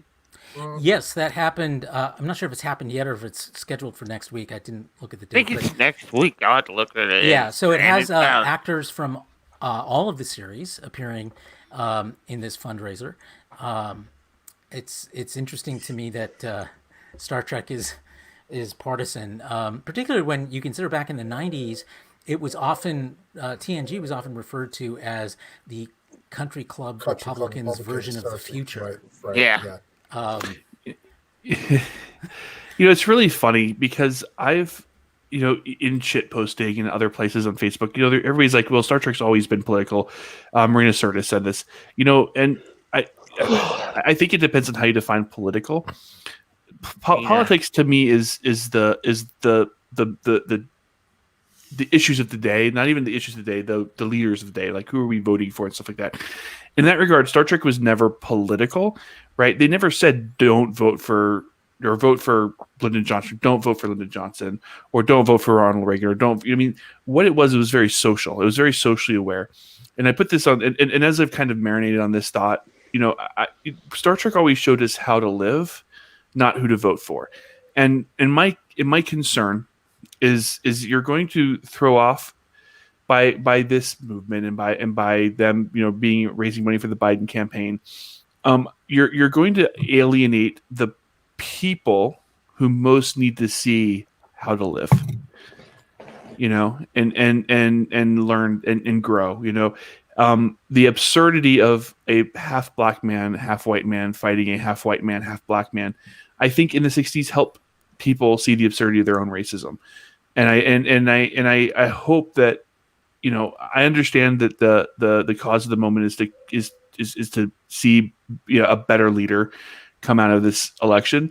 But I would hate to see people who would otherwise grow and develop because they saw the parable in Star Trek and learned and grew and learned from it be turned off and not grow and learn because of it being embraced as something political or in the moment. Yeah, I've always think- when it comes to the politics of Star Trek, I've always looked at Star Trek is always at its best when it's not preaching to you, which it really has never done, but when it's making you simply question your positions, question your views on social issues. I think that's always what it's tried to do. It make you be introspective about it. And I also agree with what you said before, Jason, about the niche factor, and that Star Trek was a refuge in the 70s, 80s, and 90s for a lot of kids who were socially awkward, who weren't involved in sports, who were considered quote unquote the outcasts and nerds, and it was their thing. And now that it's going more mainstream, you know, it's like you're taking our thing away from us. You know, I told the story about when I was not a Star Trek fan in '94 when Generations came out, and I had a bunch of my friends. You know, I was friends with everybody, but I was I was hanging out at a friend's house, and a bunch of other friends showed up. They'd just gone to see Generations, and all I knew about it was that the rumor was that Kirk dies. And, you know, I was curious. I said, so, you know, because I casually watched Star Trek. Most people did. And I said, so, you know, so did Kirk die? And the answer I got was, it was like dismissive. Like, yeah, he dies, but, you know, it has to do with the thing called the Nexus, and you wouldn't understand it. And it was just so dismissive of me. And that's kind of where, you know, I think a lot of Star Trek fans, they are. It's like, how dare you even ask me about this? You know, you weren't interested. You're not interested in this. This isn't your thing. You know, it's like, you know, so, you know, I think this happens. It's not just in Star Trek this happens. I think this happens in other fandoms too. And when their niche becomes mainstream, you know, it's like punk rock. It's like, it's funny what, you know, seeing punk rock fans from back in the day sneer at, you know, contemporary punk rock fans. It's like the same type of thing, you know. So that's my take on that. One of the problems with people talking about Star Trek being quote unquote political is that is what another person's word for social commentary. And since Star Trek has always been about social commentary, when someone accuses it of becoming political now, and you have to defend it, well, it's always been about social commentary, like we've said, and that it's good to see that's how it is going forward. You know, that's what kills me, is that they don't realize how much Star Trek in the past has, you know, played out exactly the same way as your shows have. I mean, in way of storytelling, like, oh, it's too woke. Well, look, guess what? Well, yeah, I mean, both. Here's the deal. Like a good example I have, other than you know, the half black, half white, half fighting the half white, half black man, is A Taste of Armageddon, right? So this was in the throes of the Vietnam War, right, where America was relatively unscathed from war. You know, the average American, if you didn't have an 18-year-old son, you didn't experience the horrific horrors of the Vietnam War, except for maybe 30 minutes while you're watching the news. And so, you know, the idea here, it wasn't, you know, Gene Roddenberry and the writers of this episode, you know, the story was by Robert Hammer, the teleplay was written by Gene Kuhn.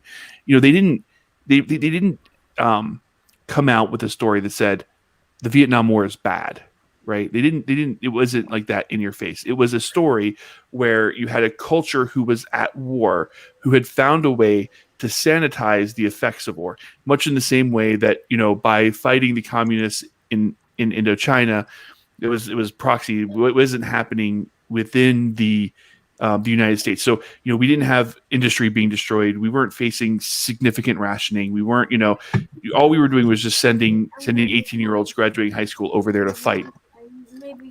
But the episode, again, it wasn't Lyndon Johnson is bad for fighting this war, or this war is bad.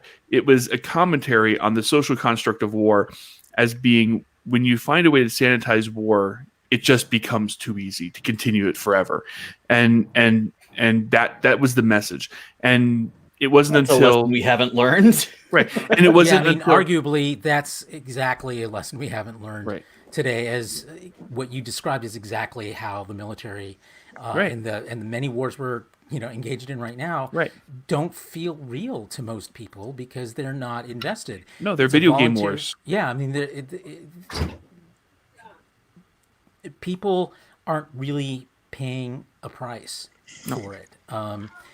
There are families that do, in parts of the country that do send, disproportionately more of their children into the military. But for the most part, you're right. There's very little sacrifice on the part of the American people for all of the military conflicts we're engaged in and have recently been engaged in, and that's by design, I think. But I mean, again, drones now.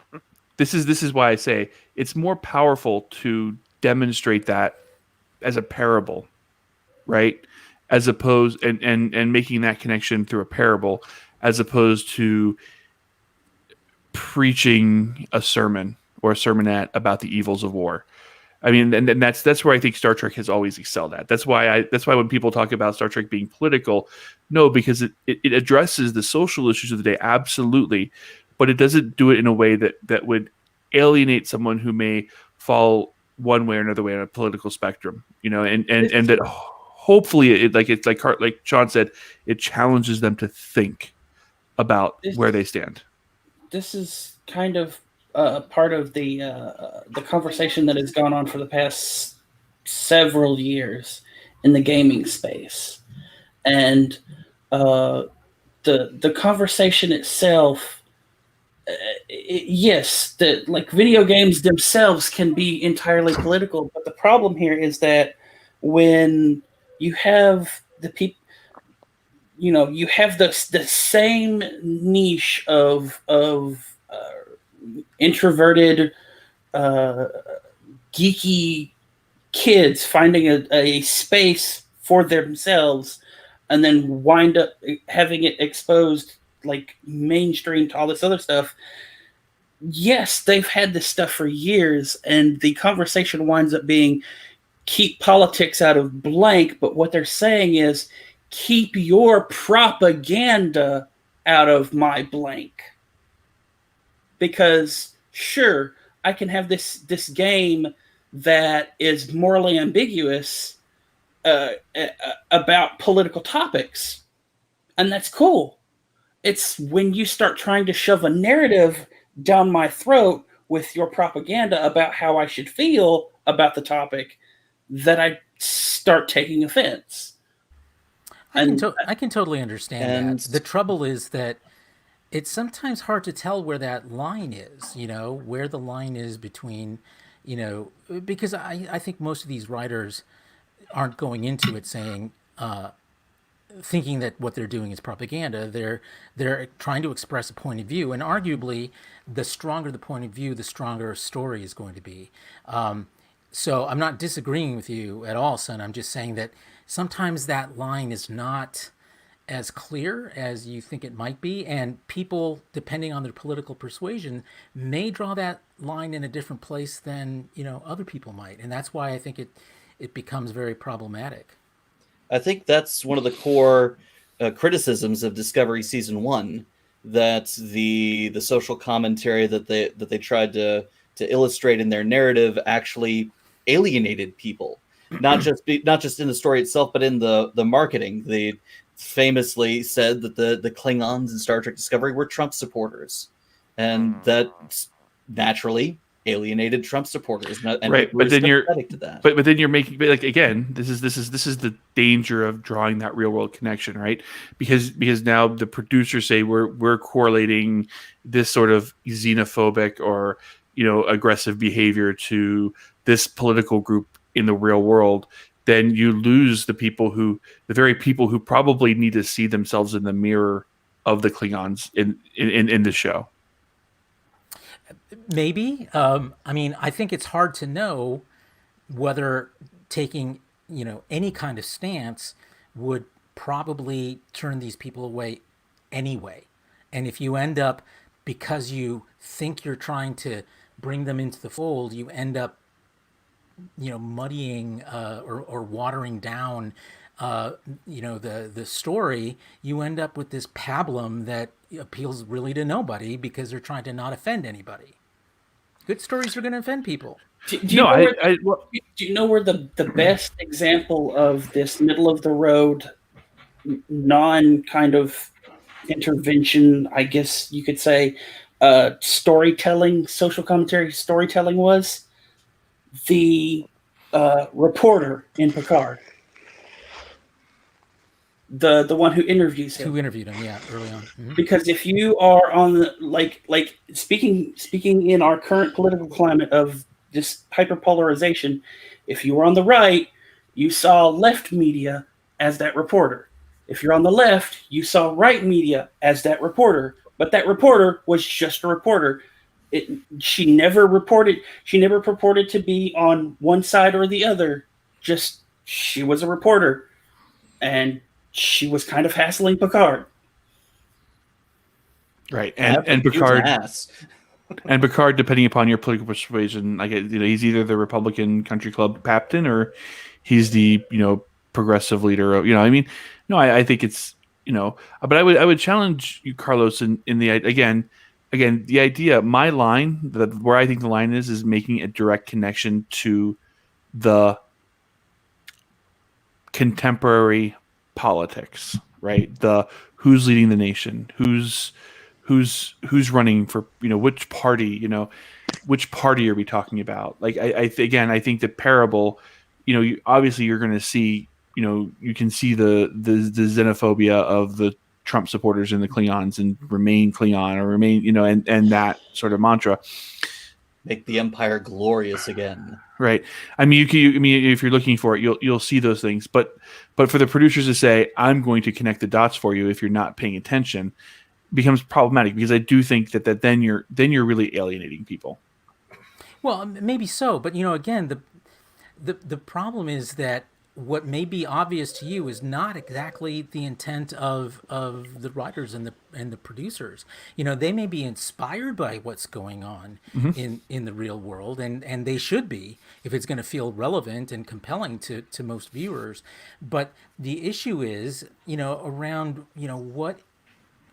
at what point is it not parable? I mean, I'm not even sure parable is the right word, because the idea that xenophobia exists and that there's this sort of cultural, that these culture wars exist, and that people should be aware of what the price of those kinds of attitudes are. That's not necessarily a direct criticism of the current leadership of this country, as much as it is, because it's not just about the current leadership of this country. We're seeing that same kind of thing happening across the globe. We're seeing it happen in Arab cultures. We're seeing it in European countries. So it's not something that's just about, oh, we hate Trump, so this is about how bad Trump is. It's about something that we're seeing, a recurring thing that happens in human nature through history, where the pendulum swings back and forth between, progressiveness and xenophobia.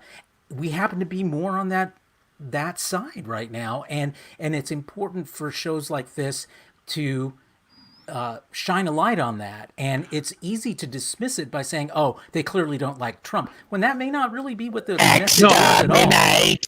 No, I agree. I agree with you, Carlos. My point, and I agree with you. The message should be told. I'm not arguing that, and I'm not saying I agree with you there. Yeah, too. What I'm saying is that when you start to connect the dots between the message you're trying to convey to modern politics, you're going to lose the people who might need to hear the story the most. This is an excellent discussion that we definitely deserves time of its own, but we have strayed way off topic. And Justin, Sean, and Travis are glazing over pretty hard. I'm actually thinking.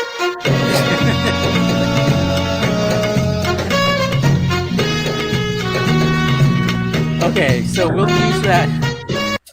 I would like to say before we move on, this happened in 2016. I didn't like it then. I don't like it now.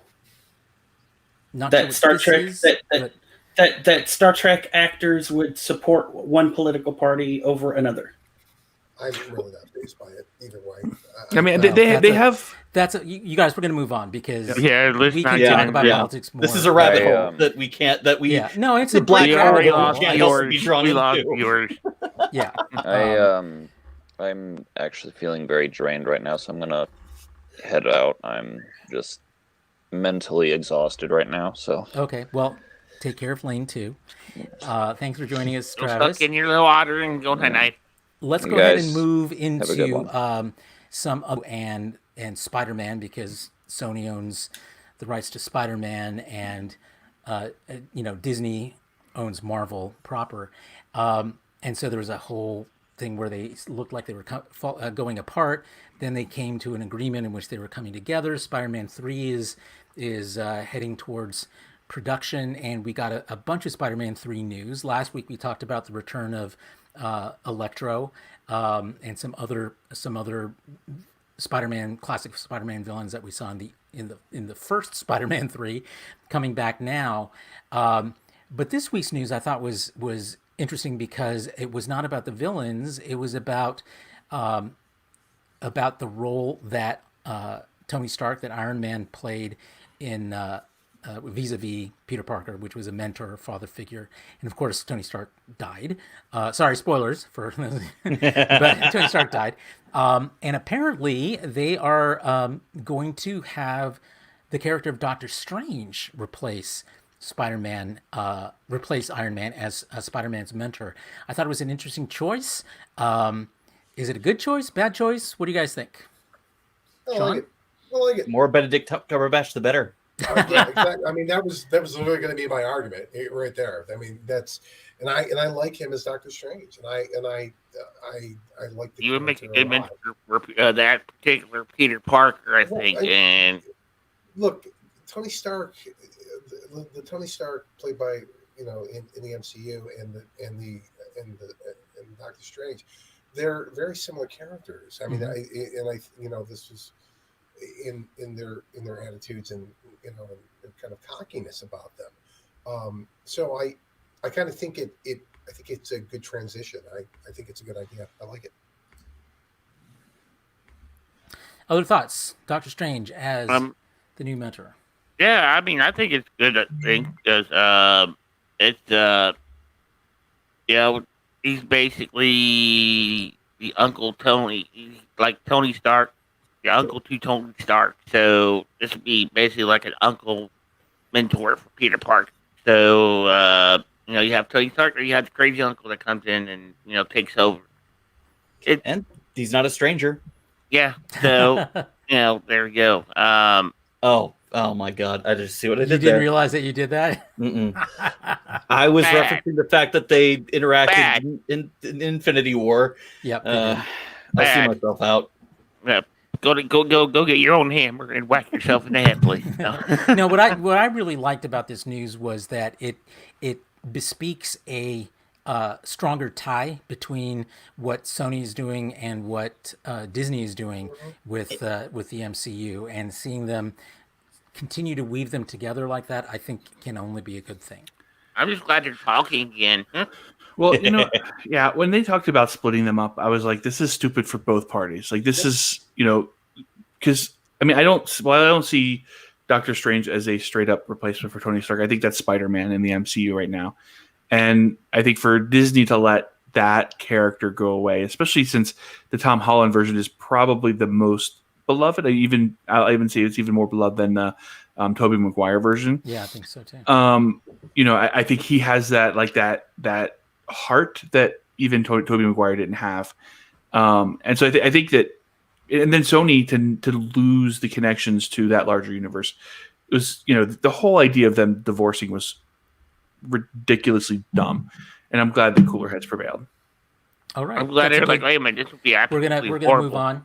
So this week, today, in fact, the day that we are taping this or recording this show, was the season 2 finale for Amazon Prime's series The Boys, which is a It's head-poppingly good. Yes, take on superhero culture. And I understand not everyone on our panel here today has seen all the way through to the end of the series. So, in that respect, Spoiler alert. Spoiler alert. I haven't Thank seen you, the finale, Justin. boys, Indeed. 'cause remember, I But haven't let's seen the talk in finale. general about season 2 and about the show in general. Jason, you get kudos for catching up on most of the series so far, I believe. So you're going to get first crack at this. The show takes on a lot of superhero tropes, and of course, superhero movies have become sort of a mainstay of pop culture these days. And so this kind of evisceration of those common tropes, I think, has turned out to be a real strength for this show. As it now winds down in its second season, do you think that approach is continuing to work? It is a gruesome show at times and darkly humorous as well as dramatic, but how well do you think it's doing in terms of its premise holding up? So, I mean, when I joined the show, you guys, I think we're talking about the first season, or you guys just got done talking about the first season. I tried to watch it earlier, and I just couldn't get into it. Obviously, with Lower Decks and Jack Quaid, being kind of a similar, even playing kind of even a very similar character, kind of a naive, do-gooder, really kind of made me want to go back and try to revisit it. And I did. I got through season 1 and season 2, and I think they're going to continue to deconstruct the superhero tropes. I mean, I think I can say this without spoiling anything. The main antagonist, Homelander, is heading toward some kind of psychotic break down the line, and I think that's the narcissism, and this is the aspect of superheroes that it's never really been explored. And you think about what is the saying? Like you almost have to be a narcissist if you want to be president of the United States, right? Like to be that public figure, to be that, you kind of have to crave that attention anyway, and that's what we're seeing and here. To withstand some of the criticism that keeps getting lobbed at you, right? Right, Yeah. right, and or to a point to where it will eventually break you, right? Like, and I think we're seeing that in real life too. So no, I mean, I think there is a lot left to explore. The gruesomeness of the show, maybe we could do without some of it, like maybe if we could, have a season where someone doesn't come out with guts all over them, it might be better, but but the storytelling, I think, is spot on. but it's head-poppingly good. Indeed. I'm just saying that you're going to have people who are going to lose their minds over the gore. Yeah, Sure. Whether they're But, losing their minds either way. We said Yeah. that from the beginning of this show is not for everyone. Yeah, that's true. Interestingly, and without, and I don't say this to send us down the same rabbit hole as we went down earlier, though, one of the things you do see in this show is some very direct connections to the kind of things we're seeing in contemporary society today, to the point where the character, the superheroine Stormfront, who is a racist and literally a Nazi, she is giving this speech, and it is almost word for word a Trump speech.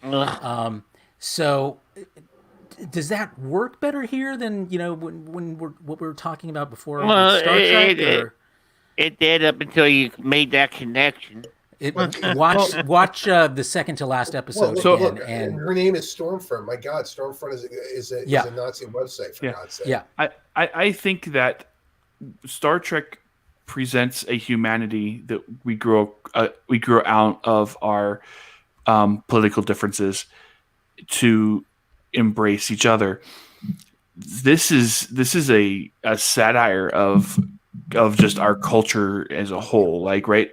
Like we've got the corporate, we have the big master corporation that's what Edgar says it, what season episode 2, episode 3, where he says, which, that guy's busy. I don't know what he's on Better Call Saul. He's on this show. He's on The Mandalorian. I don't know when he has time to. Giancarlo Esposito. Yeah, Giancarlo. But he says he's like, well, people think that we're a superhero company, but we're really a pharmaceutical company. And you see that like right now we're streaming on platforms that people think are social media companies, but what they really are ad companies, right? And big data companies. They're selling big, and so where Star Trek presents a future and shows us how we get through our present. I think The Boys is nothing but a big, huge satire on our present, and that's why I think it's different. If that makes sense. No, that makes total sense. That's a good explanation. It's satire of a contemporary period, in the same way that RoboCop was, in the same way that Starship Troopers was. I mean, it's and it's in your face. I mean, it's there's so much going on in this. It's like the superheroes are almost incidental to the plot. They just happen to be the device that gets us there, gets us to this commentary. It's pretty much superheroes for the grown up. It's pretty much what it is. You definitely can't let kids watch this show. It's not for kids, for sure. This is not for kids at all. No way. No. Yeah, there's so much blood and gore. It's just like, like even the first few minutes of the first episode, you have someone that goes flat. Yeah, don't let your kids watch the show, Sean, because once they do, Silas is going to be begging to watch it. Oh yeah, and then he's going to be running around trying to be his feet. Yeah, I mean, look, I'm not comfortable with my kids watching season 1 of Discovery, to be honest. That one's particularly gory. It's less about the gore for me so much, and more about the entire package. The fact of the matter is that it's not just the gore; it's the gore plus the sex, plus the adult themes, plus the thing on boobs. I'm not talking about Discovery so much, but I'm talking about The Boys here. But it's also this wouldn't hold their interest is really what it comes down to. But I have no problem having my kids watch the first Alien film, as gory as that is, because the gore is secondary to just it being a brilliant horror film. And it's clear who the hero and who the villains are. Correct, exactly. In Alien, whereas that's not really the case in The Boys. I mean, the good guys, as we think of them, are actually, apart from Huey, kind of bad as well. Kind of horrible. Yep. So yeah. Well, all right, let's put a pin in this discussion because we've got a couple more topics before we wind up for the weekend. We will come back to this, so write down what you want to say, because once we've all watched the season finale, I think there'll be a lot more for us to talk about. You want to try for next week, Carlos? Yeah, if the rest of you think you're going to be able to catch up. I'm going to watch it tonight. So we should be able to. I'll tie in pretty much because we have Discovery. Then we'll do that. We'll do that next week. That'll give me a chance to watch it one more time. Okay, great, perfect. So we'll schedule that for next week. Our next item, quick one, so I just want a hot take from those of you. We've talked about Cobra Kai several times in the last few weeks as it moved off of YouTube Premium, where it was successful but not mainstream successful. Even though it got good reviews, a lot of people didn't see it. That all changed, of course, once it moved over to Netflix, and now everyone has seen it. And Netflix said, there's going to be a season 3. We found out this week when that season 3 is going to be, and it's a lot sooner than we thought it was going to be. It is coming January 8th, and a 4th season has already been ordered by Netflix. So this is yet big another news for Cobra show. Kai fans. Those of you who are Cobra Kai fans, quick comments? Well, another show that I got suckered into watching because of you and Sean. Thank you. I think you can expect more than just a 4th season, or you probably see up to 5 on this. The great thing about this for Netflix is they've gotten a show that's 30 minutes long for each episode. It is incredibly cheap to make. That show can't be more than $1.25 an episode to make. I mean, because it's all just filming on locations. There's no special effects involved. It's so it doesn't need all the expense associated with other types of shows. And of course, you've got shorter episodes. You'll let less filming. Obviously less cost. So and with it being such a a highly popular show. I would expect this to go on for at least 5 or 6 seasons on Netflix, which is a rarity. Yeah, that'll depend on viewership. Obviously, we talked last week about Netflix's formula for deciding whether to go past 2 seasons. And I was reading an article that just came out this week about Glow, which was not renewed for its third season. Well, actually, it had been renewed for a third season, but because of COVID and it's such an ensemble show, they couldn't logistically work out a time to shoot a third season anytime in the foreseeable future. So it sort of fell apart, and they retracted the season order. But it's tough for a Netflix episode. A Netflix series to go past 2 seasons. Right, and the other side with Glow, though, that's a period piece as well. So there's obviously more cost in filming that show to make everything look like the 1980s in that show. So, like I said, I don't think that I think it's an easier bet to make on Cobra Kai because it's contemporary. Yeah. I mean, my only concern about season 3 is that season 2 left all the characters you like, and again, I think all of these characters are likable, even if whether it's Daniel or his daughter or Johnny or his son or even what's his name, the bad guy. But he's not really his name. Hawk, yeah, Krieger. But all these characters are likable, and so the way season 2 ended with, basically it's a lot of everybody's in a precarious situation, and it's hard because you want to watch your hero, you want to watch the people that you like do well. I want to see Daniel and Johnny become friends. I want to see them understand that yes, this is an exercise, this is a sport, but it doesn't have to be the defining factor of who you'd like or don't. I mean, I would like to see. What was good about the Karate Kid was an inspirational story at the end of it, and I hope that we get the same thing from this, and not just more bleak, bland, dark. You do see a very strong thread of that in Cobra Kai, and I think that's one of the things that does elevate it over some of the darker aspects that I think you're talking about, or the moral ambiguity. It just blended so well. It's just like everything whenever and the moral ambiguity is great. The moral ambiguity of the story is great because it does show that these are people, and you have to learn how to have empathy for people that are in it, But yeah, I'm really excited for season 3.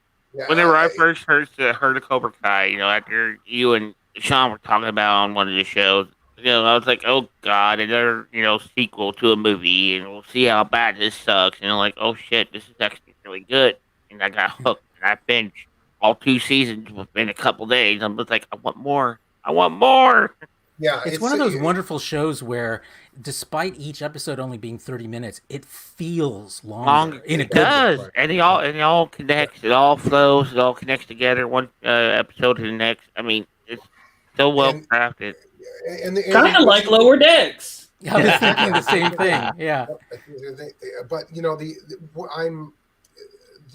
the writers, their approach to this has been so thoughtful and so clever.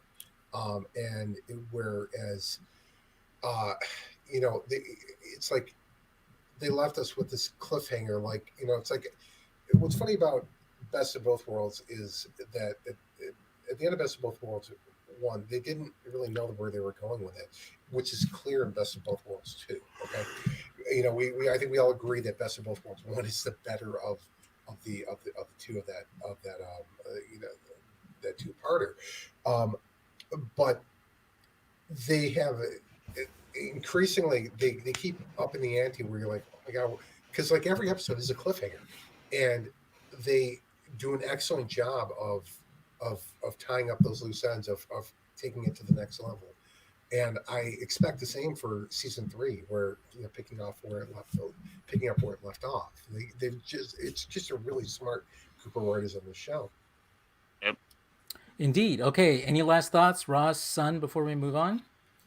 All right. Let's move on to news I'm very excited about. I hope you are too. There was a release this week of a new trailer for season 5 of The Expanse, which is coming back on December 16th. So it's going to be like Another a Christmas show that I present. got hooked on because of you and Sean. How many of you had a chance to give a watch to that new trailer? Justin, anyone else? Okay, we won't go far into it other than to say watch it because it's coming up soon and we're going to be talking about it. So it looks like it's going to be fantastic. We might have to do an after show on it. So let's move to another trailer that dropped this week, which is for CBS All Access's version of Stephen King's The Stand, and this must be the 50th million adaptation of that very popular book. But I'll tell you what, it's one of the few Stephen King books that I've read and really, really enjoyed. I saw the trailer for The Stand. Whoopi Goldberg is amazing in it, and I think they've got a stellar cast, really great cast. James Marsden's in it.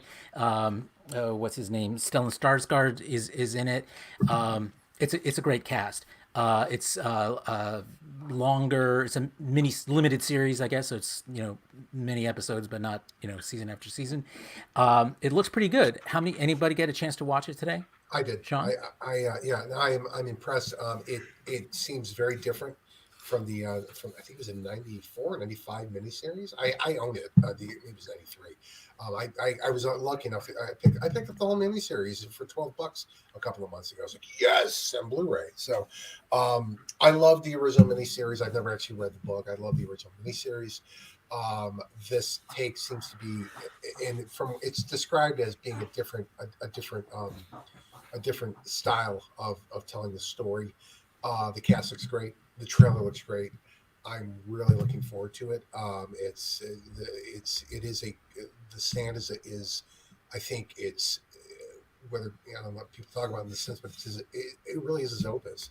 I think it's his Stephen King's best outing. It's the most grand storytelling that he's ever done. And so I'm very, very excited about this. I've been excited about this since it was announced. So yeah, looking forward to it. Yes, and it is coming on December 17th. So the day after The Expanse, you can watch The Stand, which I'm very excited about. So I mean, seriously, what COVID? I mean, we're getting all this great content over the next few months. I mean, it's going to be amazing. So yay. Yeah, well, it's going to be a long winter spent indoors and away from other people, so as it should be. So at least we've got something flu shots, folks, new. by the way. I got mine this week. Right Me there. too. Yeah, it was funny. Wear masks. I get mine Monday. Yeah, and get your flu shots. Yeah, I got wear masks, get your flu shots, and stay 6 feet away from people who aren't part of your bubble. Exactly. It's funny about that. Because I think of you as being in my bubble, Jason. We're all the same. Well, fortunately, we're all more than adequately socially distanced. Right? Yeah, indeed. Smart. It's funny about that is I went to drive through to pick up a prescription at CVS the other night, and they're like, "Want to get a flu shot?" I'm like, "Yeah."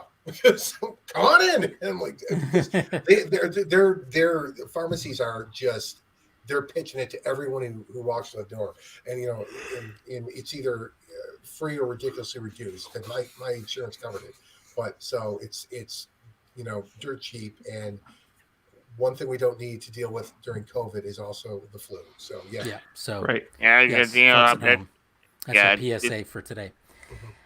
Okay, let's move to our last segment, regular segment of the show, which is What Are We Watching? So let's find out from my fellow hosts what was the show or activity that you engaged in this week that is worth letting other people know about. Let's start out this week with Sun. I never get started. Okay, so this week I actually caught up on season 2 of Carmen Sandiego on Netflix because season 3 supposedly dropped on October 1st. It's only 5 episodes. The season 3 is only 5 episodes, and that's bullshit. I agree. Yeah. Okay. It's also super Halloween themed for some ungodly reason. Like all 5 episodes have to deal with either Halloween going on or masks or something thereof of a costume party. And it's like, okay, we get it. You produced this specifically for the Halloween era. We get it. But something that season 2 introduced and is carrying over into season 3, I really actually enjoy, and that is in this season we find out more about Carmen's backstory in this new iteration, and we find out about her father and then find out about her mother, and all the depictions, even though we never have a clear picture of her mother, all the depictions, like the memory depictions that we see of Carmen's mother, is the classic Carmen Sandiego with the red coat and the yellow scarf and the hat with the yellow strip. And I thought, yeah, that's an interesting thing that may be alluding to an original Carmen Sandiego.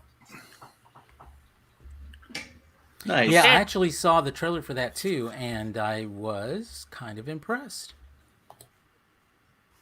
I think the story for Carmen Sandiego is actually picking up quite nicely, even though it still holds all of the classic Carmen things. It's bringing this bigger story that I would kind of more equate it to like the Trek like stuff that I'm used to, because it's instead of just being a let's chase the villain and all this kind of stuff, it's opening up into what happens when the people you think are bad aren't really as bad as you think they are. They just have made choices and they regret those choices. And I think that's really awesome. All right. That sounds great. Sean, how about you this week? Well, this is actually 2 weeks ago. It's my big thing I watched. I finally watched For All Mankind, and I love this show so much. No, not another one. For those who aren't familiar, this is Ron Moore's alternate history version of what if the Russians, the Soviet Union, had landed on the moon before the United States. And it makes a very good point, because the premise basically is that we would have, because we're Americans and we don't stop, we would have just trying to one up the Russians over and over and over again. It's exactly what happened. But in the process of all this going on, it would have spurred social change in this country. For example, one of the things that happens in the first episode, the Vietnam War ends 5 years earlier. It ends in 1970. There is much more attention given to civil rights and women's rights. And it's all these types of different changes that go on. And what's funny about this is that I went back and it inspired me to do some research on the actual Soviet program. And we were finding out in the past few years, the Soviets were nowhere near getting to the moon. Everything they had was blowing up. They were killing cosmonauts left and right.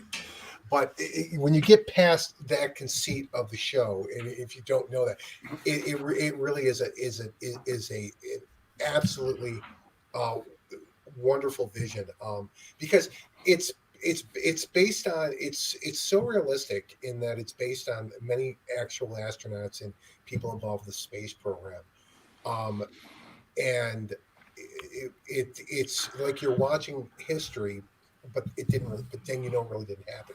It's like I started watching with my dad again. So I'm watching it a second time too because I love it so much. And he's like, he comes away from thinking, he's like, I know this isn't real, but it feels like it is. It feels like this all actually really happened, the way it's portrayed. So if you guys haven't seen For All Mankind yet, I highly recommend it. It's a great show.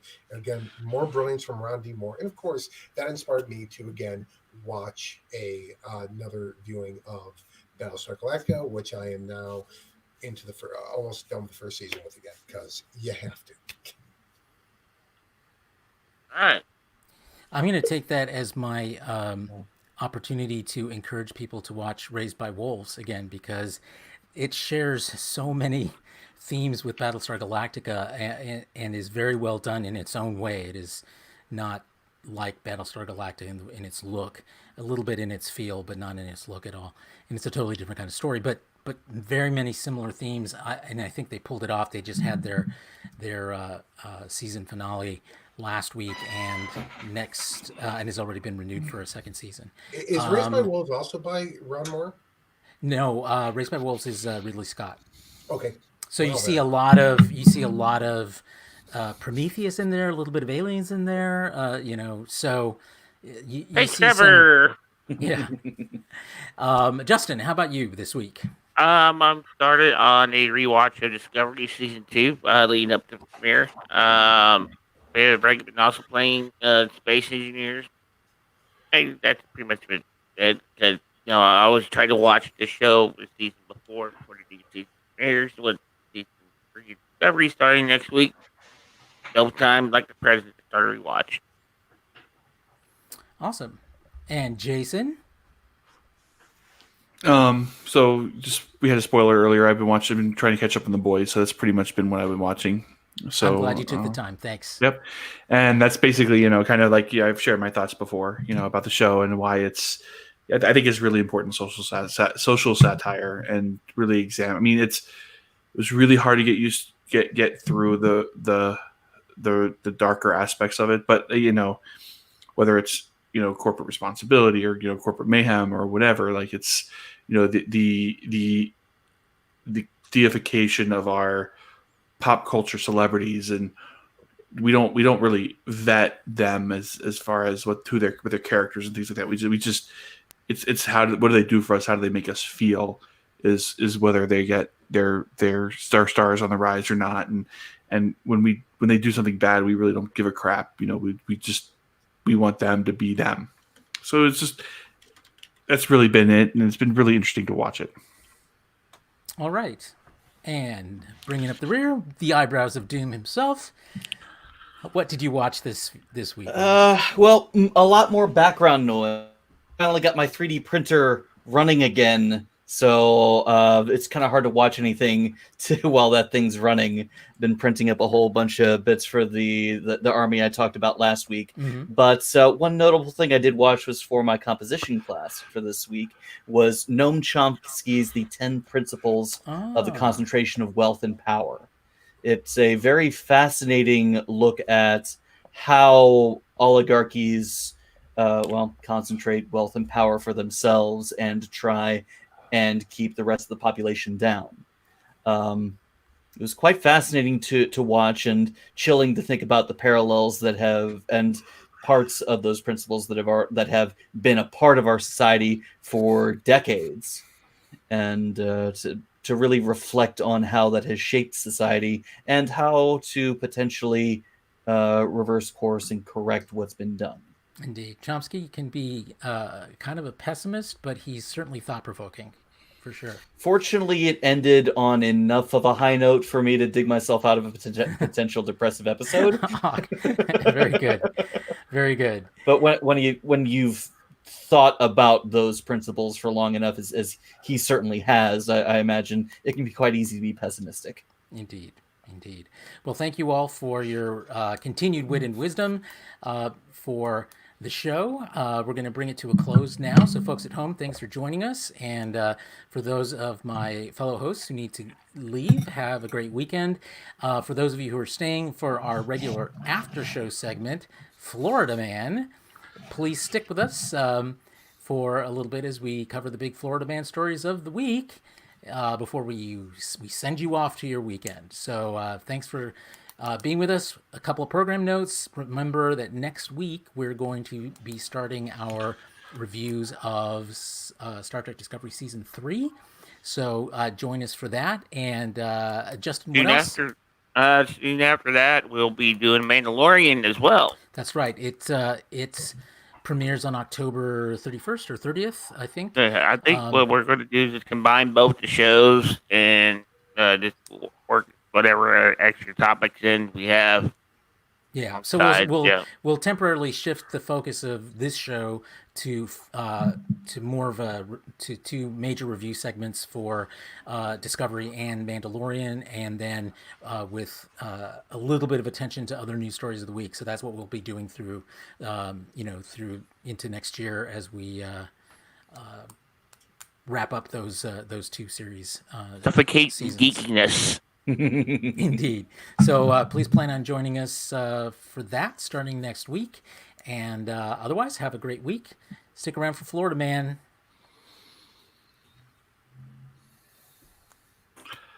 Florida Man. All right, guys. Have a good night. I got to take Yeah. off. All right. Okay. Thanks, Sean. Yeah, I was up till 2 watching The Boys last night, so I'm beat.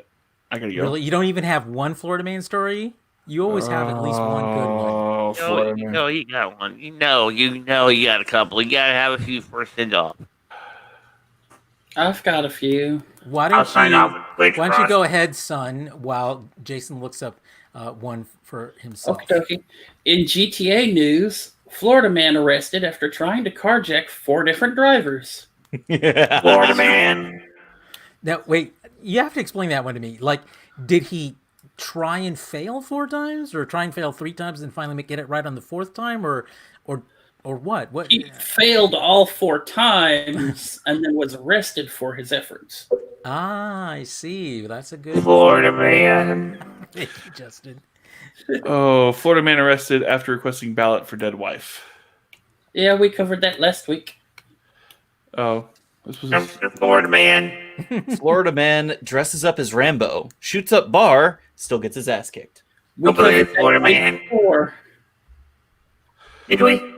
Yes, Florida we man. did. Florida man arrested for child porn. Also purchased 8 soiled underwear. Sheriff said. Not only did he No. purchase the underwear, the sheriff's department said claims that he ate it too. Yeah. Okay, here's a weird one. A little gross. Florida man arrested 8 years after killing a man and setting fire to his genitals. That's Florida. messed up. Florida. Well. There was still coffee in that. Oh, You okay So, over there? I don't know about you guys, but lighting fire to your genitals must take some balls. Flawless Florida Man. oh. All right, Great gents. balls of fire. Ladies. Okay, you're released, Jason. Thanks for a good week's worth of Thanks. discussion. We'll see you. Great see you balls next of fire. Yep. Oh, Okay. God. Any other good Florida man stories? Florida Man jumped off his surfboard and landed on a shark. Florida Man. Whoa. This isn't a Florida man story, but it is a really interesting story. It's it's from Australia. Someone was, and I guess this has become like a thing now, where during like surfing competitions and stuff, they will have drones up above shooting footage. Aerial of- footage, yeah. Yeah. So this one drone caught this footage of this great white shark off the coast of Australia that like came like literally this close to this surfer as he was on his board. Surfer was completely oblivious to this. And like that, I mean, it was headed straight for this guy. And like Yeah. at the last minute, turns away and goes. Yeah, that's how most shark attacks happen, because of the paddling on a board looks underwater to a shark. It mimics the effect of a helpless seal splashing about on the surface. Right. So that's usually how most of those attacks happen. Yeah, which is why surprising it didn't happen in this case, because it's weird. If you ever see the footage, you look it up on Google. Yeah. When you see the footage, it's like he is going straight for that guy, and then like it's like a miracle. All of a sudden, he changes his mind and turns around and goes the other way. A lot of I've been seeing a lot more of stuff like this start happening, or at least being covered as happening, and a lot of people seem to think it's because we're so I don't know what the type. Okay, so like everybody has their own magnetic charge, right? And because we have like phones and Bluetooth and all that kind of stuff on our person, we change the way our body is, electromagnetically made up, and it could act as a small deterrent field for things like shark attacks because because we have those different technologies on us. It acts as basically like a confusion for the shark. Yeah, could be. Really didn't have any of those devices on you. All right. So, Any other Florida man stories? Yes. This one is very strange. Florida man principal who was fired for denying the Holocaust rehired. Oh, Jesus. Down in Florida, educational system. That's wow. Florida man cried during arrest. Told officers his wife won't have sex with him. Man, It was a domestic violence arrest. How many of you folks remember the rock band Blue Oyster Cult? Yeah. Well, they've made a career of singing about frightful figures like the Grim Reaper, Godzilla, even a nightmarish Joan Crawford rising from the grave. Now they have turned their eye for the macabre to arguably the most frightful figure of them all. Yes, folks, Florida Man.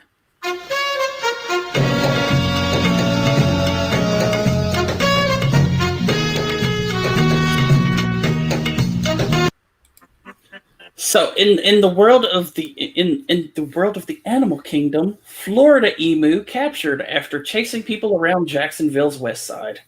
Florida man. Florida emu, dude. Florida man shoots himself in the head to see if round is in the chamber. Thank you, Andrew Schmidt. You bitch.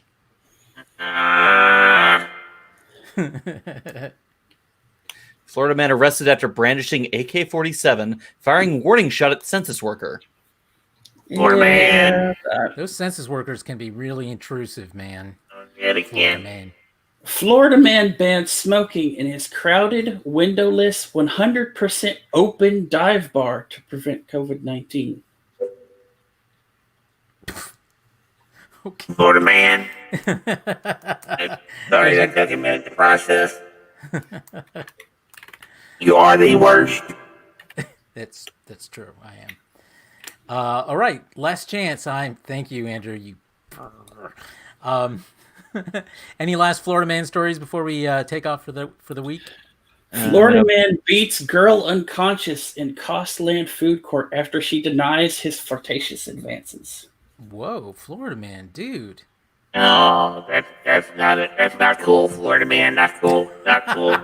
Not Well, cool, here's the Florida most man. not cool Florida man headline of them all. Florida man eliminates all coronavirus abatement measures, completely reopened state. Reopens the state. Yeah.